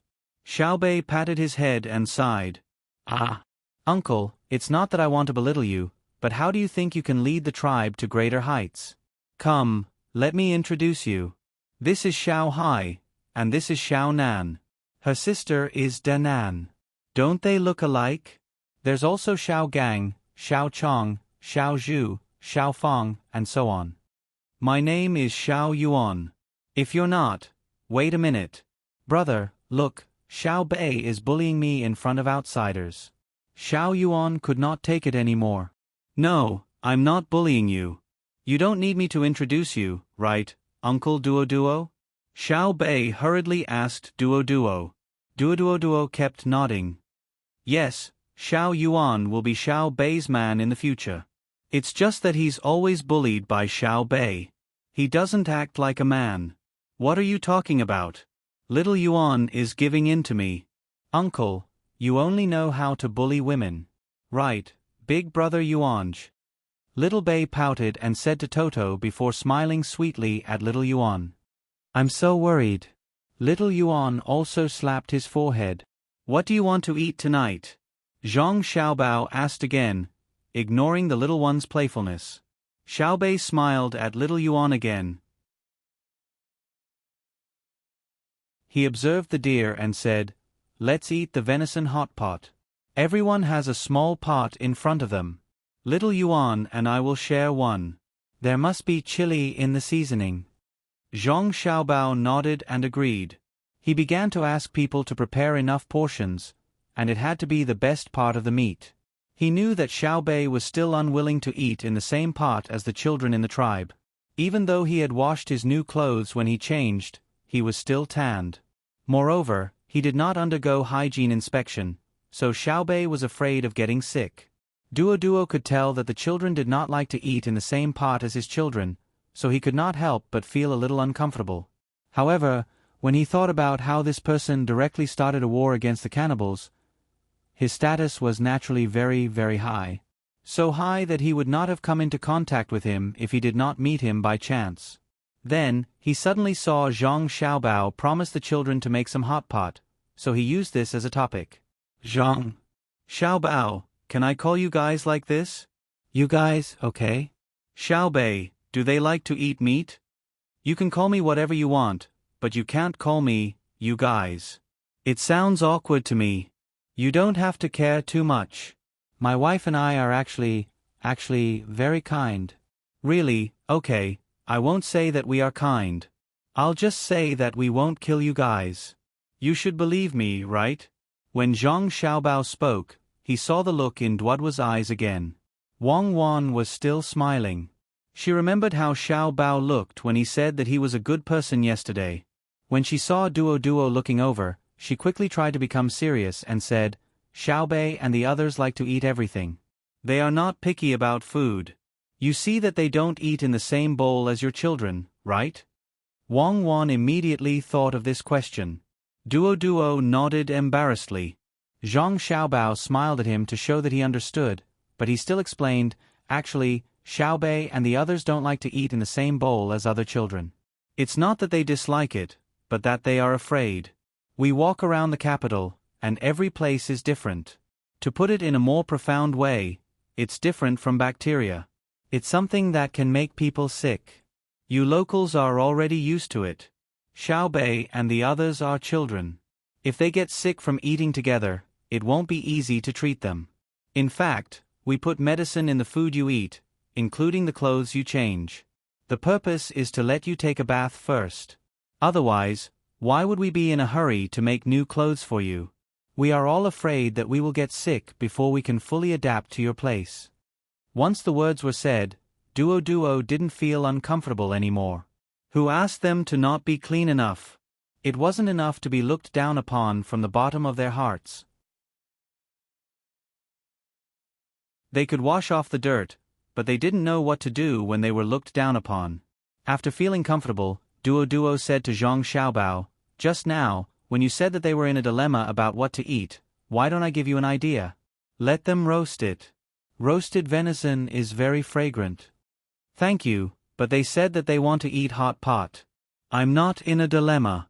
I have to think about how to make them feel comfortable eating it. I'll do it according to the current deer. If the fiber of the meat is thick, I need to cut it thicker and let them cook it slowly in the hot pot. If the fiber of the meat is thin, I need to cut it into very thin slices and let them cook it. Also, what should we put in the soup? We can't use the pheasant that we just hunted here to make the soup, nor can we use the fish in the river. It's good to use beef bones and pig bones to make the soup, but we didn't bring them. So, I just thought about it. It's best to use the local mushrooms to make the soup. Previously, we had the throat mushrooms. Together with the mushrooms here, it'll be enough. It can also let them adapt to the local bacterial environment.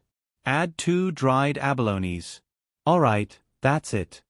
Zhang Xiaobao patiently analyzed Duo. As he analyzed, he counted with his fingers like a child, calculating the counteracting and compatibility of the food. Duo was dumbfounded. Was this still cooking? This wouldn't do. His clansmen also had to consider the food they ate. They would have starved to death long ago. However, listening to it, he felt that it would definitely taste good. It was a pity that he couldn't compete with the children and the injured. Duo looked a little disappointed, not because he couldn't eat it, but because he thought about the lives of the Tang people. After comparing them, he felt inferior. He asked tentatively, "Do the Tang people all eat the same?" "How is that possible?" Xiao Bei raised his head and continued, "If only all the Tang people could be like this. Not to mention venison, we don't even have a lot of mutton. We eat pork every day. If we don't have enough pig meat, we have to exchange it with chicken and duck meat. It's good enough if we can eat pork ribs in half a month. If we want to eat venison every day, we have to raise deer like we raise pigs and chickens. Their lives are really tough. My family has a restaurant business, so the food there is better. It's a little better." Xiao Bei felt embarrassed as he spoke. Duo suddenly understood. He had heard of restaurants before. People who ate there had to be rich, and the food tasted good. He couldn't help but feel envious. If there was someone in his family who worked in a restaurant, the meat is good. It's very delicate. Cut out the tenderloin and chill it. Don't let it run. I don't want to make cold jerky for them. I want it cold and fresh. At this time, Zhang Xiaobao had already checked the meat for himself and instructed. Naturally, someone went to get saltpeter and chill the venison. Duo didn't know what chilling was, so he didn't ask. Otherwise, he would be even more surprised. Now, he felt that Zhang Xiaobao shouldn't be so serious. He advised, "Just make food. Don't worry too much about the children." "Yes, that's what I said. If you don't want to worry, then don't raise them. Even raising horses knows how to be careful, let alone raising children. Look at the wild vegetables under your feet. You can't just eat venison." Zhang Xiaobao began to pay attention to the path under his feet again. When he saw wild vegetables that weren't poisonous, he would pick a piece and put it in his mouth to chew. He wanted to see if the taste could match with the venison and seasoning. Every time he confirmed something, Duo would pick it. There were many wild vegetables in the mountains. He was usually very careful when he ate them, afraid that they would be poisoned. Small root vegetables? Sure enough, it's time to eat. Babies, what should we do? Zhang Xiaobao suddenly found many small roots of garlic. The scientific name was allium white. He dug one out of the soil and tasted it. He asked the little ones. The 9 children began to feel awkward. They knew that if they had small root vegetables, they would also have cat ears. Then, they could eat the small root vegetables with cat ear soup. It was very delicious. If they added a small plate of sliced cucumber with some salt, it would be even better. But someone had already gone to prepare the venison. What should they do? One by one, they frowned. Duo was puzzled. Your family is full of foodies. You frown when you're cooking, and you also frown when you're eating. It's as if you're in a dilemma. Is it more difficult than fighting a war? You can put the two together and eat them both. Duo felt that he was very smart and proposed a solution. Without waiting for Zhang Xiaobao to speak, Xiaobei shook his head. No, venison is warm and nourishing. The small root vegetables are spicy and also nourishing. The cat ears are earthy and can suppress the slight spiciness of the small root vegetables. Together with the cucumber, it will improve the taste and clear the stomach. It's a good combination. Therefore, we can't eat it together with venison. Otherwise, we won't be able to taste the venison. Also, after eating, should we take cold medicine to digest, licorice to balance, or medicine to warm the spleen and stomach to stabilize? It's just a meal. It's not like we're risking our lives. Do you want to eat us to death? It's like chili mixed with ice. Can that be eaten? It's also impossible to add licorice. Those who dare to prescribe such a prescription are either quacks or divine doctors. Didn't you see that brother is looking for vegetables to neutralize the venison? Yes. Illness comes from the mouth, and disaster comes from the mouth. We have to be very careful, Xiao Yuan echoed. Duo didn't understand at all. The only thing he knew was that it wasn't easy for Zhang Xiaobao and the others to eat. It sounded very dangerous. Thinking of the danger, he became nervous again. He said to Zhang Xiaobao, "When we see our big leader, you must not reveal your identities.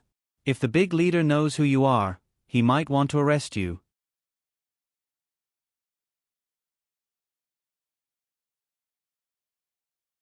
Chapter 1332. Duo spoke very sincerely. After knowing who Zhang Xiaobao and Wang Wan were, he knew the difference between them.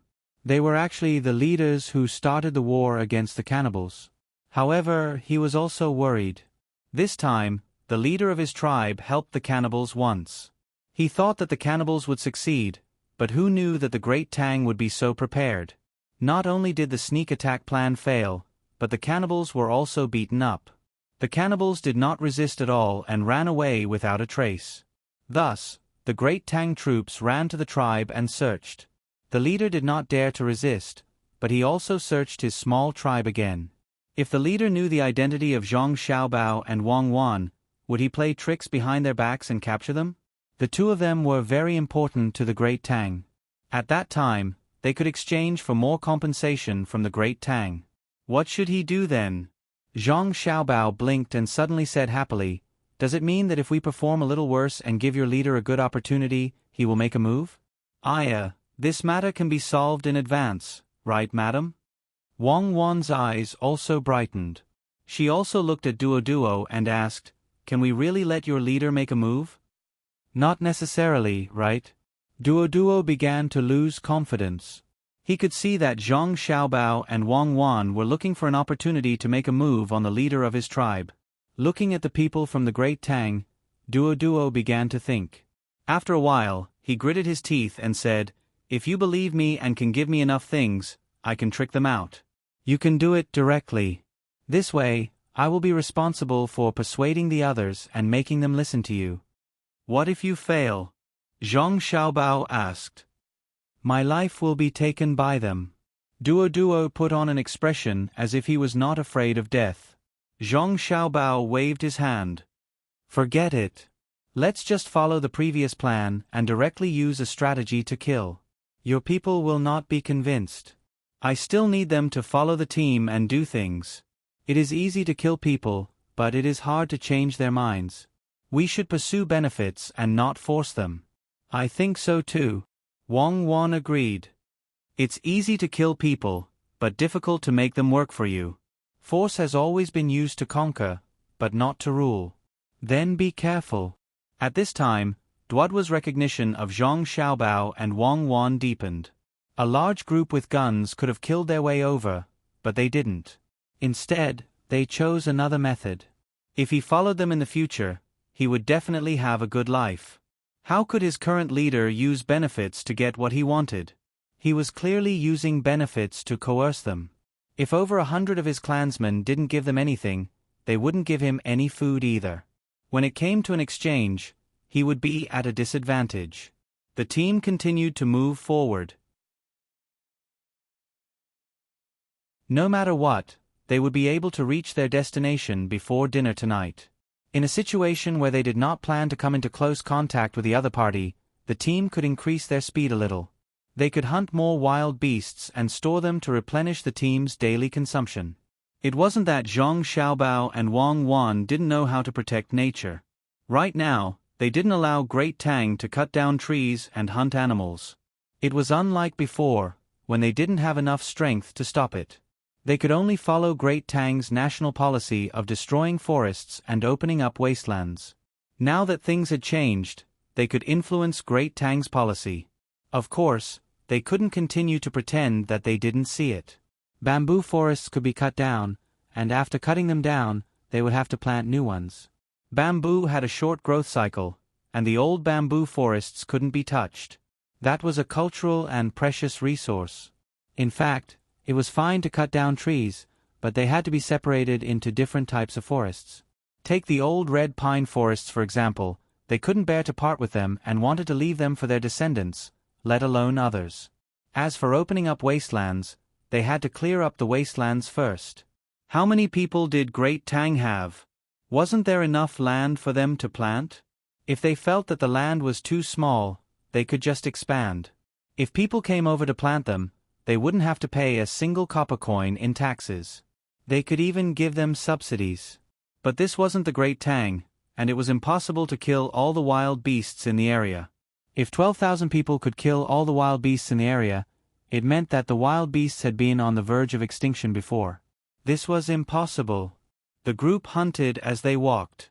When the scout at the front reported that they were only 5 li away from the other party's settlement, the group stopped to set up camp, cut down trees, dig trenches, set up tents, and start a fire. Duodwa's tribesmen couldn't help with this kind of thing. They could only watch. They saw that the Great Tang's group was very fast and that the camp was built well. You guys seem to be building camp faster than the Great Tang army. After 2 days of observation, Duo finally found this problem. He had seen it once when he was delivering things to the tribe, so he pulled Xiaobei aside and asked. Xiaobei and the other 9 people, including Su Yilong, were helping to measure the depth and width of the trenches, as well as the sturdiness of the stag trenches. Especially the trenches, the depth and width were not fixed. They had to look at the terrain. If there was a run-up, the trenches had to be widened. If there was something in the surroundings that could be filled in, the trenches had to be deepened. When Xiaobei was pulled back by Duo, he was on a small mound more than 160 meters away from the trenches. He was holding a Luoyang shovel and kicking down hard to see the structure of the soil. He was sweating profusely. When he heard Duodwa's question, he stopped and said to the people beside him, "Let the artillery calibrate this position. Even I can kick down, let alone you. What if they dig to fill in the trenches? 1 small cannon and 3 grenade launchers are enough. Let's see who dares to come over and dig." Then he turned around and asked, "What are you doing, uncle? I mean, compared to the Great Tang army that came before, you guys look more. It's faster to follow Yanjin, right?" Xiaobei helped Duo say. Duo nodded, "Yes, more rigorous. I've heard of this before." "That's right. They are the army of the imperial court, and we are the private army. What you saw should be the army led by Zhang Shougue and army supervisor Yang Xishuan. The 2 of them are still passable, and they have the help of 2 third-generation graduates from my family. Don't compare their fighting strength to ours.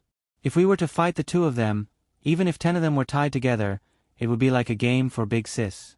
In other words, our 12,000 people can easily defeat 120,000 of theirs. The individual qualities of soldiers are different. Even if I explained it to you, you probably wouldn't understand." Xiaobei took advantage of the time while speaking to take a break. Then, he picked up his Luoyang shovel and kicked elsewhere. Duo stood in place for a while, stunned. Then he muttered, "In other words, Your 10,000 people are more terrifying than their 100,000 people. Back then, they chased less than 6,000 people to the tribe. They clearly knew that there wouldn't be a battle, but they still built the camp like this. It's a waste of effort.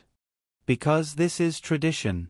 You can't wait until you think there's danger. If you die on the battlefield because of this, no one will sympathize with you. They will only praise the victor. Zhang Xiaobao's voice suddenly rang out in Duoduo's ear. Duoduo jumped in fright. Turning back to Zhang Xiaobao, he exhaled and said, "You didn't make any noise when you walked. There's no danger here. Who would dare attack you?" I changed into rubber shoes and came over to watch others work. Zhang Xiaobao smiled, and then he said to Duoduo, "Many times in history, when the enemy believed it to be safe, a battle won by a small force. The great Tang can lose, even if it has advanced weapons. But my wife's and my team cannot lose. Do you want to strike at the confidence of the great Tang? Defeat our army and capture us. No matter what method you use, whether it's a direct battle or a scheme, as long as you succeed, all the industries of my great Tang will be in trouble, and the people will be shaken. My wife and I are the symbol of invincibility. If we are ambushed here, even if 10,000 of our enemies die, it's still a victory for them. So you won't give them a chance. You're standing beside me without anyone protecting you. Aren't you afraid that I'll capture you?" Duoduo understood a little, but he still thought of a possibility and clenched his fists. He. Zhang Xiaobao laughed. "Your chest doesn't hurt anymore? You don't even have a stick on you, and your nutrition isn't balanced. It's just that you don't control yourself when you eat. As for me, this is called a knife. Don't move. The knife is very fast, faster than the knife I gave you." As Zhang Xiaobao spoke, a small knife suddenly appeared in his hand. It was light black and had hemp patterns. He gently placed it beside Duoduo's neck, and with a flick of his hand, a piu sound came from a small tree beside them. Duoduo's pores opened instantly, and he felt much cooler. He turned his head to look at the small tree and walked forward. When he got closer, he shivered again. There was a 2-inch-long red worm that was nailed by the knife. "Zhang Xiaobao, can you really beat your woman? If you want me to beat my wife again, I'll beat you first. Hurry up and rest. I think your leader will come over when it's time to eat. I've already sent people there to trade for food. We've consumed too much food along the way." Zhang Xiaobao walked over and pulled the knife out of the worm's body. He then took out a white handkerchief and wiped it. The small knife made a light black mark on his hand, and then it suddenly disappeared. Duoduo looked at Zhang Xiaobao's back as he left. His feet seemed to be glued to the ground, and his expression was blank. He didn't understand what kind of person this person was. When he looked at his smile, he thought that he was very ordinary. He just looked a little better, and he didn't look that strong when he wore clothes. Why did he have the strength, the throwing knife, and the ability to cook good food, but he was willing to eat the same food as his subordinates? The most important thing was that he was afraid of women. As long as his woman, Wang Wan, looked at him that way, he would smile. If I smile with my women, what will it be like? He's not like a man. He's so powerful, but he's afraid of women. Maybe only his women can understand him. Duoduo muttered to himself. He found that he really couldn't evaluate Zhang Xiaobao with what he knew. In fact, I don't know him very well. I only know a part of him.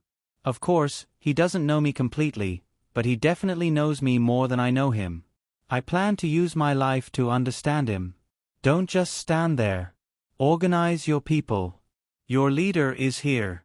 Wang Wan's voice was the same as Zhang Xiaobao's. She suddenly sounded behind Duoduo. Then she caught up with Zhang Xiaobao, who was holding a stick, and said to him, "Brother Simo Domo he luo fo che hoemo wu has come in person. He only brought 25 people with no weapons. It's really strong." Zhang Xiaobao swung it a few times, but it didn't break. He praised it, and then asked Wang Wan, "Who? What do they do?" "The local leader." Wang Wan also came over and kicked the side of the deer. Aren't they the Mish tribe? There's no Mish in their name. Others call them Mish, just like the Japanese call us Shina. Do you have Shina behind your name? Who dares to call me that? I'll let him know why flowers. How many eyes does Ma Wangyi have? Japan was originally called Neon, okay? Later, our Chinese people were magnanimous and thought that their sun rose first, so they called it Neon. Unfortunately, this Neon name became derogatory in our time. I feel sad for them. Come with me to meet some motor people. Zhang Xiaobao threw down the stick and walked in the direction Wang Wan pointed.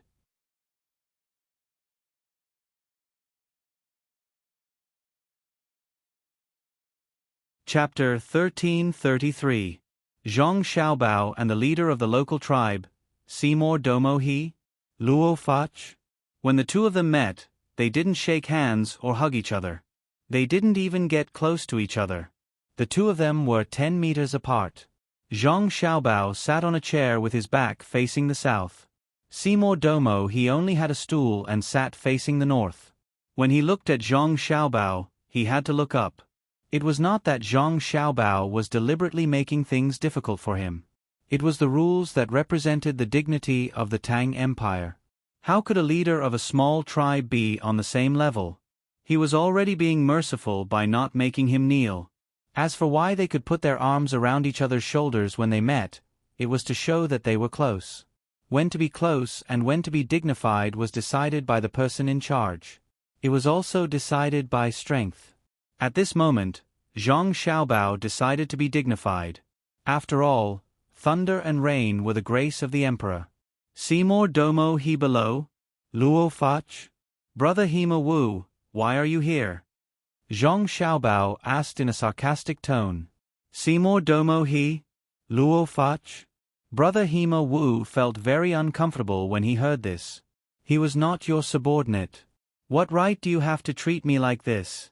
Although he was unconvinced, Seymour Domo He showed a respectful expression and replied, We see that the envoy from your country has traveled a long way and have worked hard. Therefore, we are here to greet you personally. After he finished speaking, he raised his head and looked at them, as if he was here to visit them, giving them a sense of being neither servile nor overbearing. Zhang Xiaobao, who was sitting on the chair, sneered, Haha, we are not here to visit you. We are here to kill. Since we are here, someone must die. Seymour Domo He took a deep breath and forced a smile. He asked, Who do you want to die? Those who stare at us, die. Those who bare their teeth at us, die. Those who are disrespectful to us, die. Those who do not listen to us, die. Those who make me uncomfortable when they smile at us, die. Come, Seymour Domo He, give me a smile. Zhang Xiaobao rested one leg on the armrest of the chair and leaned against it, casually saying to Seymour Domo He. Beside him, someone had already raised his gun and aimed it at Seymour Domo. Seymour Domo felt deeply humiliated. It wasn't just him. When everyone heard Zhang Xiaobao's words, they felt that Zhang Xiaobao was too much of a bully. He had come to take a look. Even if they didn't treat him well, there was no need to humiliate him. Facing the threat of death, Seymour Domo finally chose to compromise. He raised his head and gave Zhang Xiaobao a smile that he thought was the most beautiful. He really did not want to die in such a sullen manner. Yes. Not bad, but you need to practice more when you go back. We will go over tomorrow morning. Are you all ready to welcome the Shangguan Kingdom? Zhang Xiaobao and Wei Wei nodded and asked Seymour Domo He. We're all ready. Seymour Domo He couldn't say anything else. In truth, he hadn't been prepared at all. He had only just learned that the great Tang had come and said that they wanted to trade. After learning that it was Zhang Xiaobao and Wang Wan's army, he had come with a nervous heart, intending to understand the purpose of their visit. He hadn't expected that Zhang Xiaobao would treat him like a subordinate on their first meeting. After all, he was the leader of more than 3,000 people, and yet he wasn't given the slightest bit of respect. This was too much. After silently cursing, Seymour Domo He felt much better. He adjusted his emotions and began to consider proper matters. Zhang Xiaobao and Wang Wan had come to his territory. He had helped the Arabs before, so if they used this to cause trouble again, how should he deal with them? Zhang Xiaobao was satisfied this time. He didn't insist on making things difficult for this man. He had noticed that this man called Simo Domo, he had an indifferent expression in his eyes. He was very calm, very relaxed, and very reserved. He wanted to be on equal footing with him and display the prestige of a leader of a small tribe. For some reason, Zhang Xiaobao couldn't help but think of that Filipino President Aquino from a documentary. He was an idiot who couldn't see the situation clearly and had an extremely poor attitude. Every time someone died on his side, he would laugh. This was a sign of immaturity in political wisdom. Even if you were secretly happy and no one cared, you had to pretend. Even the President of the United States didn't dare to laugh. So what were you if you weren't an idiot? This was respect for life. This Simo Domo he gave Zhang Xiaobao precisely this feeling. Say, you have a tribe of 3,000 people that doesn't have anything, so what are you pretending for? What right do you have to appear equal in front of me and play neither servile nor overbearing? Haven't you read too many historical stories? No wonder the great Tang spoke so smoothly. With this thought in mind, Zhang Xiaobao waved his hand, closed his eyes, and leaned back to rest. Simo Domo you can go back now. We'll be there tomorrow. Why don't you stay for a meal? It's getting late. Someone immediately gestured to Simo Domo appearing rather polite. Okay, let's have a meal. We truly haven't eaten, Simo Domo happily agreed. This way, please. This person was immediately depressed. He was just being polite, but this guy actually agreed. But since he had already said it, he naturally had to entertain him. Simo Domo followed them and kept looking at the situation of the camp. He found that it was very messy.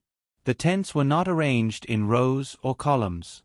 Instead, there were tents here and there. It seemed like Zhang Xiaobao and Wang Wan's troops were really not good at marching and fighting. At the same time, he was thinking about what he had done wrong. According to the books of the great Tang, many of them said that when one went out to meet the leader of another place, he would be neither servile nor overbearing and would criticize the other party. In the end, when the other party said to push him out to be beheaded, the person who was pushed out would laugh a few times and be asked why he was laughing. After that, it would be easy to handle. He would say his own words, and the other party's leader would think that it made sense, so he would succeed. But today, he didn't say that he was going to push Xiaobao out to be beheaded. Instead, he aimed the gun at Xiaobao. If Xiaobao were to laugh, would he die before Xiaobao could ask him why he was laughing? He had seen that spear before, and it was more formidable than a bow and arrow.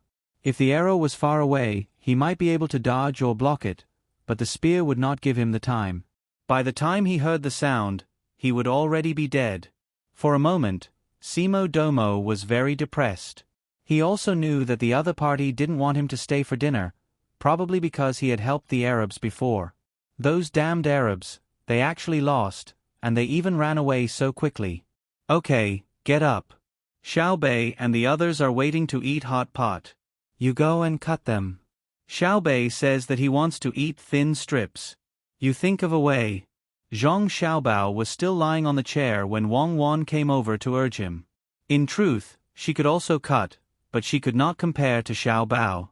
In order to make her little brother and sister eat happily, she needed Xiaobao to do it. Zhang Xiaobao was indeed a little tired, not physically, but mentally.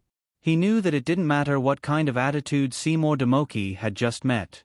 What mattered was whether Simo Domoki had the same idea as his people. A leader's influence on the people under his rule was extremely large, second only to the influence that parents and teachers had on their children. If Simo Domo's daily propaganda was hostile to the great Tang, then the more than 3,000 people probably had the same idea. As he got up and walked to the kitchen, Zhang Xiaobao said to Wang Wan, "When the Japanese invaded, let's not talk about invasion and just talk about integration. They also started teaching Japanese in the 3 northeastern provinces. From this, one can see how smart the Japanese are. But in the end, they failed. I'm worried that Simo Domo he will also have nothing better to do and educate his people. If that's the case, we won't be facing the same opponent. Wang Wan smiled and said, I can see that Simo Domo he is using his cleverness in the wrong place. He probably thinks that we're always high and mighty and lack someone who dares to communicate with us normally, so he wants to play this role. In truth, he still has too little understanding of our Chinese culture. There's no such thing as equality, and no leader would be so cheap, including Li Longji. We really do treat him this way, but it's not because he lacks feelings in this aspect. It's because we can provide him with benefits. He laughed and was very happy when Xiaobei stole food from him, but without us, Xiaobei wouldn't have had a chance to steal food. Even if he did, would he still be happy? He's being magnanimous by not teaching Xiaobei a lesson, but he'll definitely teach Xiaobei's family a lesson. If Xiaobei was an ordinary person, Li Longji would teach a lesson to the local officials. As for us, we can communicate with the people of Tang equally, but Simo Domo he thinks that we're used to being high and mighty, so he wants to give us a special impression. Pooh. Well said. Where's the meat? Zhang Xiaobao had already arrived at the big tent that served as the kitchen. He saw the washed wild vegetables, but he couldn't find the meat that he wanted to cut. Little young master, here.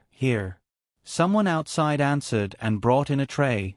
There was a large piece of venison on the tray. It was estimated to be around 40 jin. Zhang Xiaobao glanced at it and said, It's too much. Xiaobei, the children in the tribe, and the 4 injured people can't finish it. There's still other dishes. It's not much. Don't we have little young master and little miss? 5 jin is enough for the 2 of you. After dipping it in the soup, the weight of the venison will be lighter. The person who came in looked at Zhang Xiaobao and Wang Wan with an expectant gaze. We'll eat with you. Little young master, we need someone to watch the little ancestors when we eat hot pot.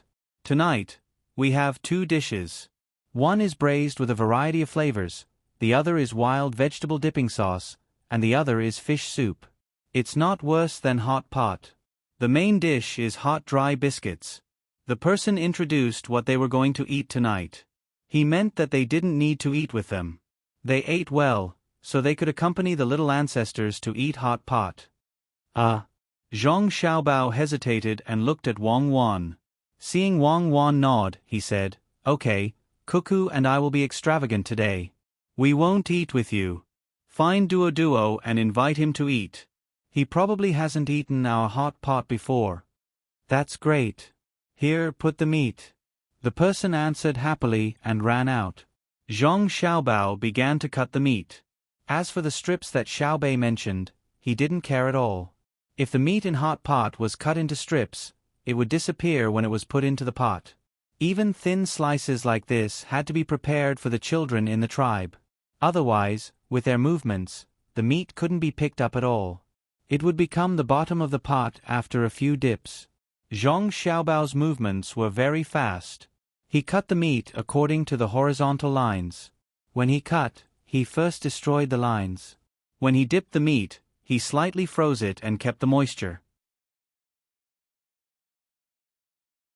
When he cut it, Wei Wei pulled and pulled, and it immediately became a roll. Wang Wan looked and had nothing to do, so she praised, Good knife skills.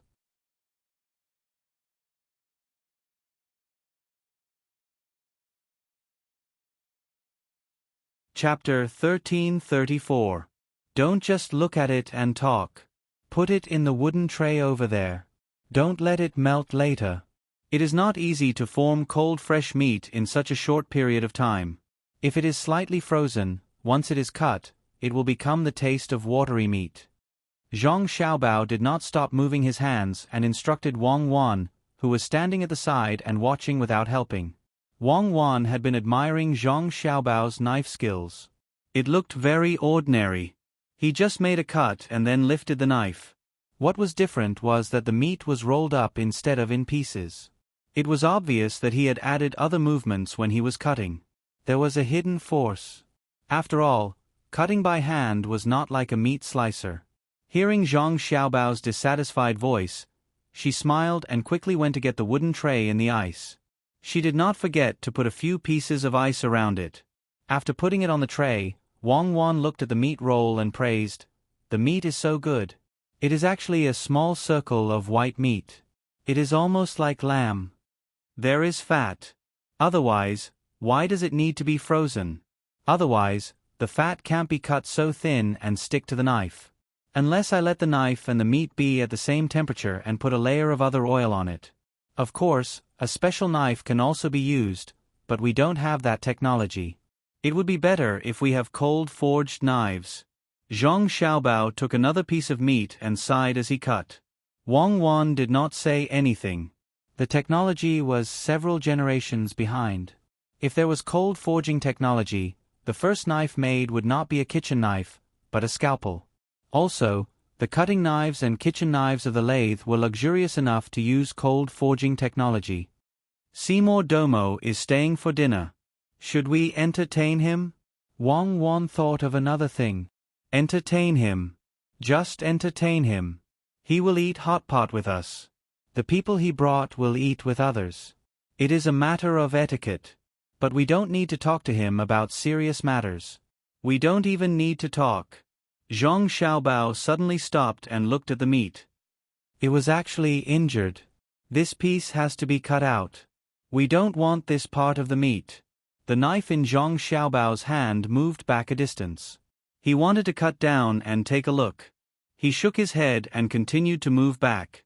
This time, he finally let go of the tangled piece of venison. Wang Wan took it and looked at it. She rolled her eyes a few times and said, "He must have hit a hard rock or something and then stabbed himself. Otherwise, there wouldn't be such a scar in this place. It's not easy to live after all. I think it's good to be alive. If it's really too easy, don't you think life will be boring? There's still so much meat waiting to be cut.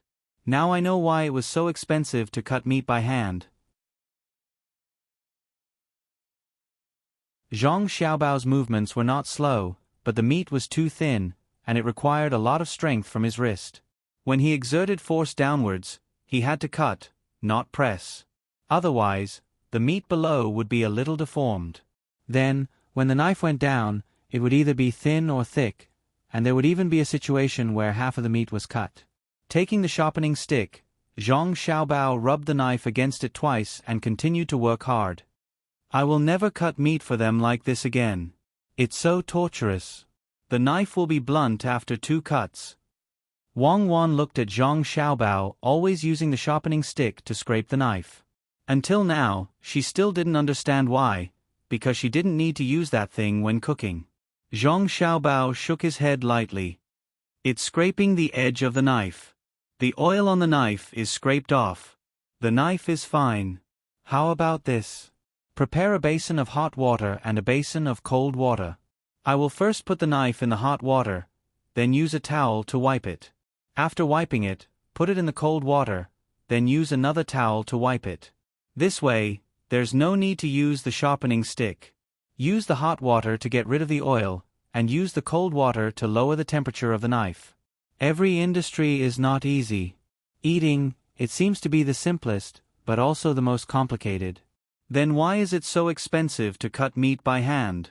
Is it because of manual labor?" Wang Wan asked suggestively. "Because, you can't tell the quality of the meat when it's cut by a machine. The texture will be messy. If you ask, people will say that it's the machine. But when it's cut by hand, the texture will be there. No chef will cut the meat for you under the condition of destroying the texture of the meat. Otherwise, this chef won't be qualified. In this way, you can eat with ease. You can eat whatever meat you want. You don't have to worry about the mutton oil added to other meat. The popularity of hand-cut meat is because of the quality of the meat. The price of meat is cheap. Everyone can't buy good meat.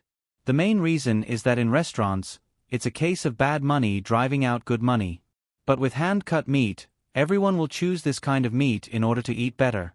Thus, there's also the saying of good money driving out bad money.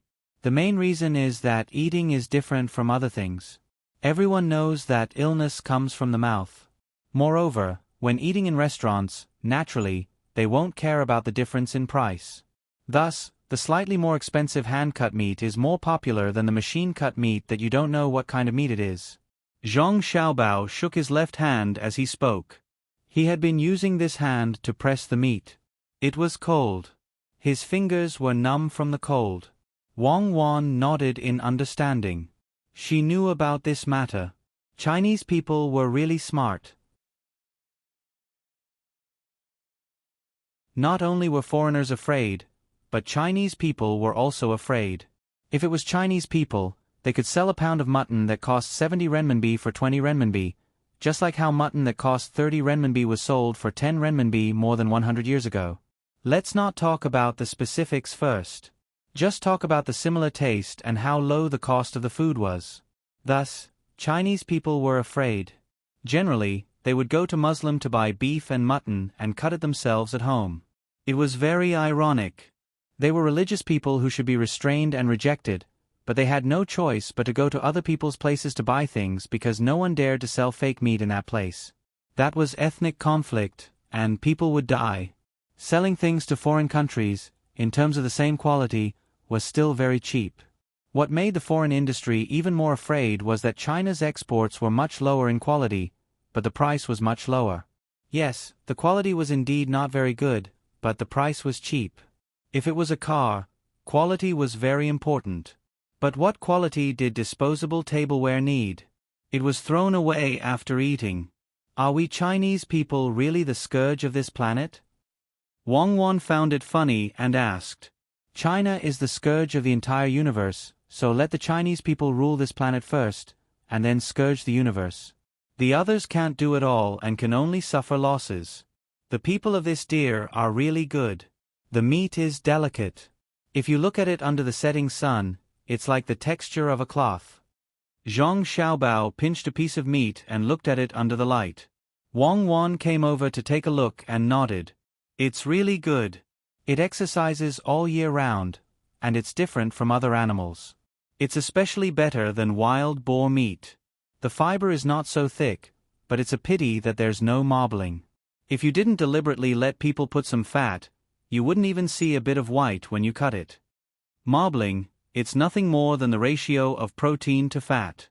That's other people's rules, not our Chinese rules. If you take 5A beef, other than making steak, can you stir-fry it and eat it? If you cut it along the texture, you'll separate the fat from the thin. If you don't and cut it horizontally, then fine, let's not eat the shredded meat. Eat the foam, it will break. It's a matter of eating habits. It's not always good when others say it's good, unless it's specially sold to them. It's like eating fish and crabs. Do people in England eat crabs? Do people in America eat carp? There are a lot of thorns. But in China, if you have wild crabs and carp, they're very expensive. The English think it's hard to eat crabs. Lobsters are all peeled by the chef. We don't need it, we have special tools to eat it. There are 8 pieces of crabs. It's very delicious. And carp, of course, people in America don't eat it. It's very earthy, and there are too many thorns. Why? Because the way they eat it is simple. Children in China know to spit out the thorns when they eat fish from a young age. They don't wait for their parents to remove the thorns and fry the fish with breadcrumbs. Many people are sad. They only say that the food in America is good. Western food, in fact, I don't like to eat this. I'd rather cook it myself.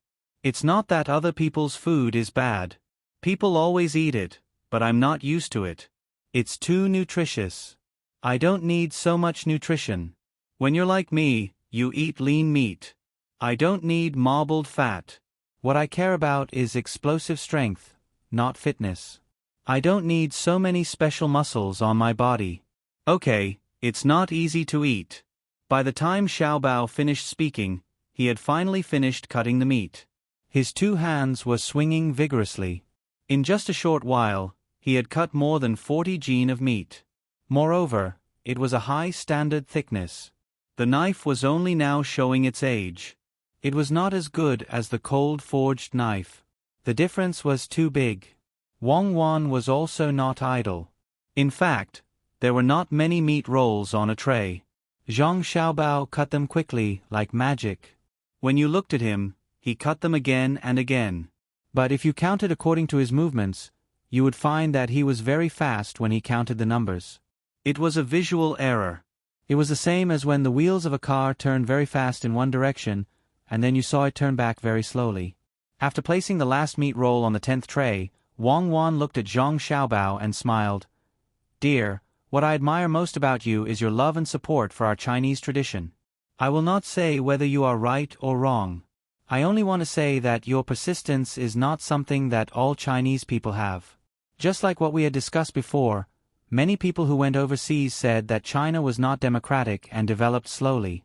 The quality of the people was not as good as them overseas. However, he had never considered that if China was suddenly gone, would his status as a Chinese be affected in the outside world? Why are they so nice to him? It's because this country that he looked down on has nuclear weapons, high GDP, and influence over other countries. Does he really think that he is powerful? Does he think that he is Qian Shuesan? Yes, as I said, they are far inferior to the Utans. Without Israel, the Utans are rootless duckweeds, so the Utans outside will defend Israel. They are a nail in the religious community of the country we are attacking now. I won't say whether they are right or wrong, I only admire their spirit. Let's go, you can take 2. I don't have enough hands. Are you still my wife? Are you not my wife? Zhang Xiaobao started to design trays. There were 10 trays, and he must find a way to carry 1 trays. He will carry 1 trays, carry 1 in each hand, place 1 on his arm axle and 1 on his shoulder. That will be 7 trays, and he still has 3 trays left. But Wang Wan had her hands behind her back and was looking at him with her feminine eyes. She did not help him. Carry 1 and carry 2. If you don't work, I will divorce you and divorce you. I am scared to death. Dear, do we need a marriage certificate before getting a divorce? Take it out and let this concubine take a look. Wang Wan helped Zhang Xiaobao adjust the tray on his head and said with a smile like a flower.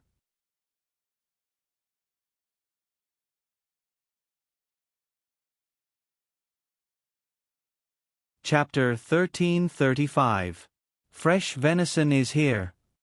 Zhang Xiaobao shouted and rushed over with 7 trays on his body.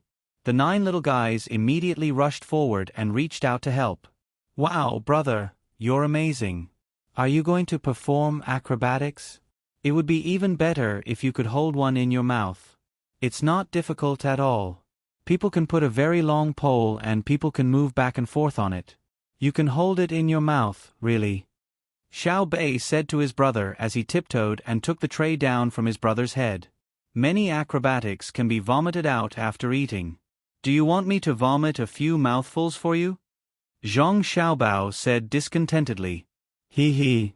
No, if you don't say it, I'll eat it even if you vomit it out. When you say it, I always think of those drunk people vomiting. It's so uncomfortable. Look, how is my brother's knife skills? I'm asking you, Su Yilong. What are you looking at? Xiao Bei kissed his brother, ran to the table with the tray, and asked Su Yilong, who was staring at the meat roll. Su Yilong was looking at the lamb roll. He had never seen such a thing. He used to eat hot pot at between the clouds and the water. He didn't know what hot pot was before that. He used to eat all slices. How did it become a roll today?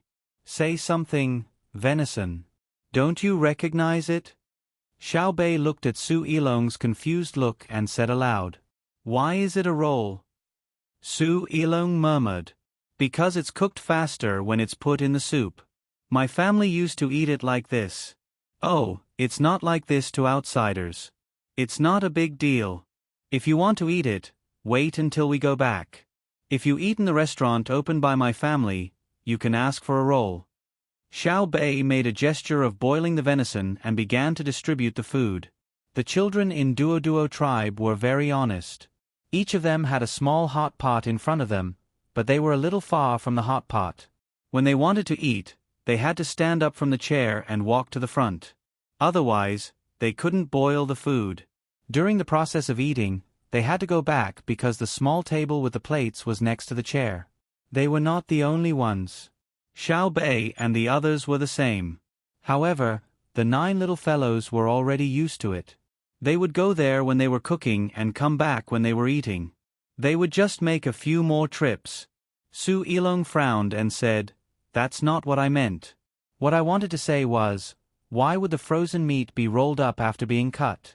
It's just like the shaved ice you sold in the beginning. In fact, it's all rolled up and then broken. Why are you asking such a question? Go back and study physics yourself." "How would I know? It's not like I've learned enough. I'm just starting to eat. I don't care about all that. It's such a mess. The more I think about it, the more vexed I get. There's no end to learning." After Xiao Bei finished speaking to Su Ilong, she said to the children of Duo Duo tribe. She picked up the chopsticks with one hand and a small spoon with a fine net in the other. She picked up the meat with the chopsticks, placed it on the small spoon, and dipped it into the small hot pot in front of her. In fact, she didn't need to use the small spoon. Just the chopsticks were enough. However, the children in the tribe were used to using their hands. They were very bad at using chopsticks. She had to demonstrate. Even so, the children in the tribe were very busy when they were eating. The translator was also busy, but he couldn't eat yet. It wasn't that he couldn't eat. He wanted to eat, and Zhang Xiaobao and Wang Wan would definitely support him. However, he knew that if he ate, he would be isolated when he went back. The hot pot in front of him was not for him, but for the little ancestors. Rules were rules. The children in the tribe were all very honest. They felt that there was a distance between the small pot and the place where they ate, so they proposed to move the small table forward. After hearing the translator's words, Xiao Bei was very helpless. She stopped and said, "No, it's burning charcoal. There's charcoal poison, which is carbon monoxide. Brother and sister said that this thing will come into contact with the red blood cells and then squeeze out the oxygen molecules. Then we will be poisoned. We are children and can't bear it. If it was in the open, it would be fine. However, we are in a tent now. You have to bear with it. Look at us, aren't we the same? You don't understand, right? Anyway, it's fine as long as you know that you can be poisoned." Xiao Bei actually didn't know what carbon monoxide was. She had never seen it before, but she believed that this thing was the same as what her brother and sister said. Her brother and sister wouldn't lie to her. If they said that it was impossible, it was definitely impossible. Furthermore, it was definitely related to her body, not a matter of money. Xiao Bei still had some impression of throwing the big pearls on the marble floor when she was young. She couldn't understand why she did that back then. Now, the big pearls were still at home. It was probably good luck that they threw them for fun. She wouldn't throw them again. That was money. Her brother and sister were really too much. They let her and the others throw such big pearls to play with. She hoped that her younger brothers and sisters wouldn't break them now. Luckily, there was a house and they could play inside. However, they shouldn't break the glass. Pee and the like were unavoidable. That was Agawood. When she thought of the things she used in the past being ruined by her younger brothers and sisters, Xiao Bei didn't know what to do. She pursed her lips and ate a mouthful of venison. "What's wrong with our family's most lively Xiao Bei?" Zhang Xiaobao didn't pay attention to Simo Duomo who was eating hot pot with them. He just smiled at Duo Duo and then focused on his younger brothers and sisters. "I'm thinking about the problem of the house," Xiao Bei said very honestly. Wang Wan was stunned for a moment and tried hard to think of a house. Zhang Xiaobao immediately said, "When I first made a house for you, my thoughts were very simple. It was to let my younger brothers and sisters have their own space. The price didn't matter. How much money could be exchanged for the happy smiles of my younger brothers and sisters? Yes, that was the best house in Tang. Even your emperor uncle was jealous. Today, it was the only one in the world with a Mercury dynamic balance foundation and a back connection structure. It was the only one in the world with a chain design. It was the only one in the world with a self-floating water supply structure. It was the only one in the world with a constant temperature heating and air-changing system. Back then, our Grandpa Bai and the others kept an eye on your house all day because they knew that your sister and I would always put the most advanced things in your house. The most important thing was the wood agarwood. In fact, it wasn't valuable. What was valuable was its concept. Now, do you want to know what the house that Ji Xiangrui is using now looks like? Do you want to know how safe it is for them to play in it? Yes. The 9 little guys shouted in unison. They could also go in now, but the height was a little low. However, this house was very big and was also relatively high. If the adults didn't straighten up when they went in, they wouldn't hit their heads. What house? Simo Domo suddenly interrupted. He felt that he was left out. It has nothing to do with you. Anyway, don't expect the children in your tribe to live there. That house is ours. The function of the house, if I say it out loud, you will be scared to death. The function is the place to use it. Anyway, you don't understand. Brother, hurry up and tell us, what has become of the house now? Xiao Bei explained to Simo Domo, then shook his head. He felt that he shouldn't say it. The other party wouldn't understand. Zhang Xiaobao answered under the anticipation of his younger brothers and sisters. There are more things in the house now. One is the oxygen supply, and the other is the battery heating. Why? Yes, why? Xiao Bei asked very cooperatively. Then, she stared at her brother with her big eyes. What she meant was that she had cooperated with him once. Next time, she wouldn't cooperate with him at a critical moment. Moi. Zhang Xiaobao kissed his sister hard. This kind of silent communication was the most intimate.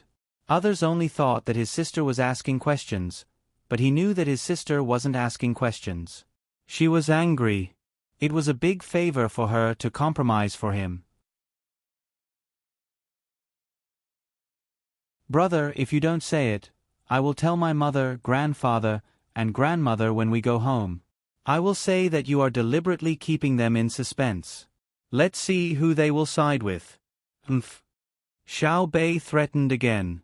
You should tell your emperor and let him control your brother, Simo Domo said to Xiao Bei as if they were close friends. Xiao Bei turned his head and pursed his lips. Are you stupid? I was just saying it to my brother, but you took it seriously.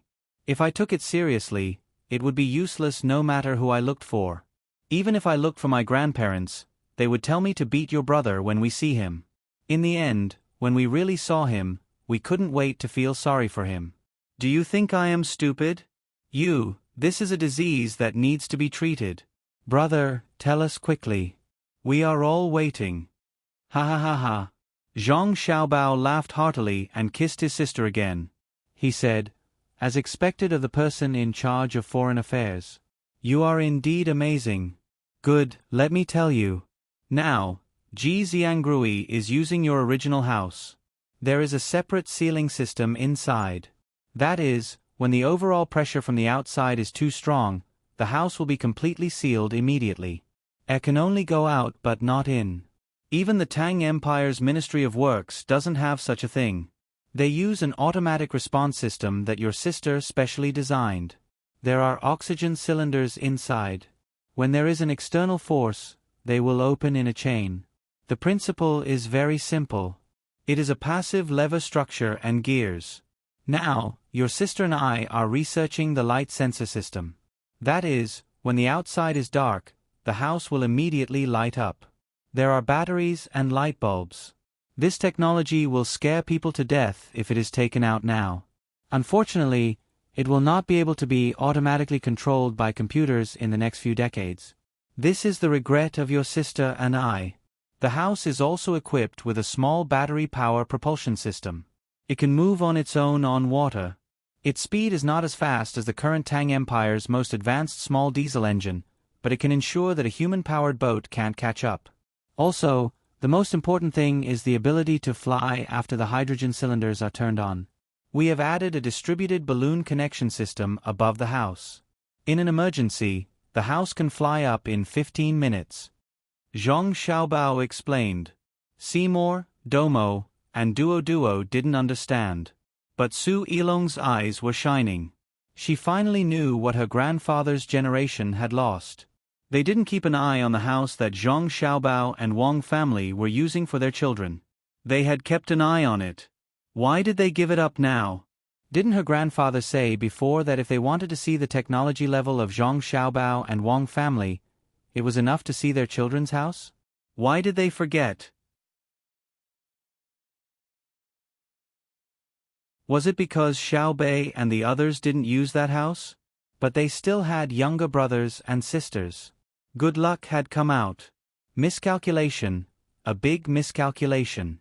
Xiao Bei didn't expect that the house that he used to live in had been improved so much. He looked at his brother and then looked at his sister who was smiling. He patted his head and said, "Today, people always think that the people from the Ministry of Works are the most skilled. In fact, it's my brother and sister who have mastered the most advanced technology. I don't even ask whether the house will fall down because it's flying too high. I guess it's just like in the water. When I reach a certain depth, I have to readjust my posture and then exert my strength to go down.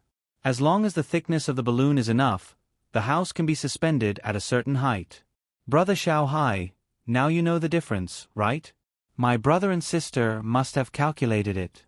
When you were calculating the quadratic equations, my brother and sister calculated the relationship between the lift force, air density, and the self-gravity of the object, right?" "Yes, I'm still far from it," Xiao Hai said. He knew what Xiao Bei was talking about. It was the theory that his brother and sister said when they made the airship. It sounded very simple, but it was very difficult to put it into practice. He didn't expect that his brother and sister not only applied it to the airship, but also to the house filled with passive gas that was not completely sealed. How much data was needed to support that? Don't think too much. When you learn this in the future, your sister and I will teach you. When we can't teach you anymore, it means that the technology of the Tang Empire has reached a certain height. Remember, never be proud and complacent, because the knowledge that you are proud of is actually the common sense of many people. When you think that you can stand at the peak of the world because of this bit of knowledge, those who regard this as common sense will think that you are so insignificant in the starry sky. When Zhang Xiaobao talked to his younger brothers and sisters with a smile, he picked up some bean sprouts with his chopsticks and put them into the mushroom soup. Normally, one shouldn't put bean sprouts into the mushroom soup when eating. However, when cooking meat, bean sprouts must be added, because it could remove the smell of meat with its own earthy smell. It was very magical. Xiao Bei and the others began to ladle the soup into the small pot in front of them. They didn't forget to teach the children in the tribe. Most importantly, each of them was given 2 ounces of yellow wine, which was being boiled in the big pot. They could drink it when it was warm. When used as a medicine, yellow wine was neither harmful nor harmful. That was to say, for many medicines that required people to abstain from alcohol, it was fine to drink less yellow wine, because it could exist in the form of non-alcohol. It was a seasoning. If it was like the formula of the Yunnan Baiyao brought by Zhang Xiaobao and Wang Wan, it was fine to drink yellow wine, because it could promote the efficacy of the medicine as wine. When it came to eating seafood with wine, Western cuisine used red wine, but it wasn't very good, because there would always be allergies. Chinese cuisine used white wine, but it wasn't very good, because there would still be cases of stomach upset, even if you ate a lot of garlic. The most authentic was yellow wine, drunk shrimp and drunk crab. If you said that you were drunk with red wine and white wine, it was not to ridicule you, but it was indeed more disgusting than drinking dry red wine mixed with Sprite. This was no longer a matter of taste, this was a matter of the intelligence of the entire family. Starting from your grandfather, there probably wasn't anyone with a high IQ. In this regard, Zhang Xiaobao didn't have to say anything, and Wang Wan handled it very well. She let her younger brothers and sisters drink some yellow wine, which was good for their health. Of course, if you drank too much, the after effects would be very strong. Simo Domo listened to them speak and watched them eat and drink. He also learned from them. The food was indeed very delicious, especially the dozens of seasonings. He felt dizzy just looking at them and didn't know how to choose. After that, he looked at the children and realized what seasonings Xiao Bei and the others used, so Simo Domo followed suit. But what he didn't know was that Xiao Bei and the others didn't use the same seasonings for everything. They would ask someone to bring a new bowl at any time, and then mix it according to the type of food. Zhang Xiaobao was also eating. As he ate, he felt that it was about time, so he asked Simo Domo, "We don't know each other very well. Can we hold a few competitions to improve our relationship?" You're tuning in to the Narrate and Escape YouTube channel. Don't forget to subscribe and join us on this journey to catch the most captivating stories.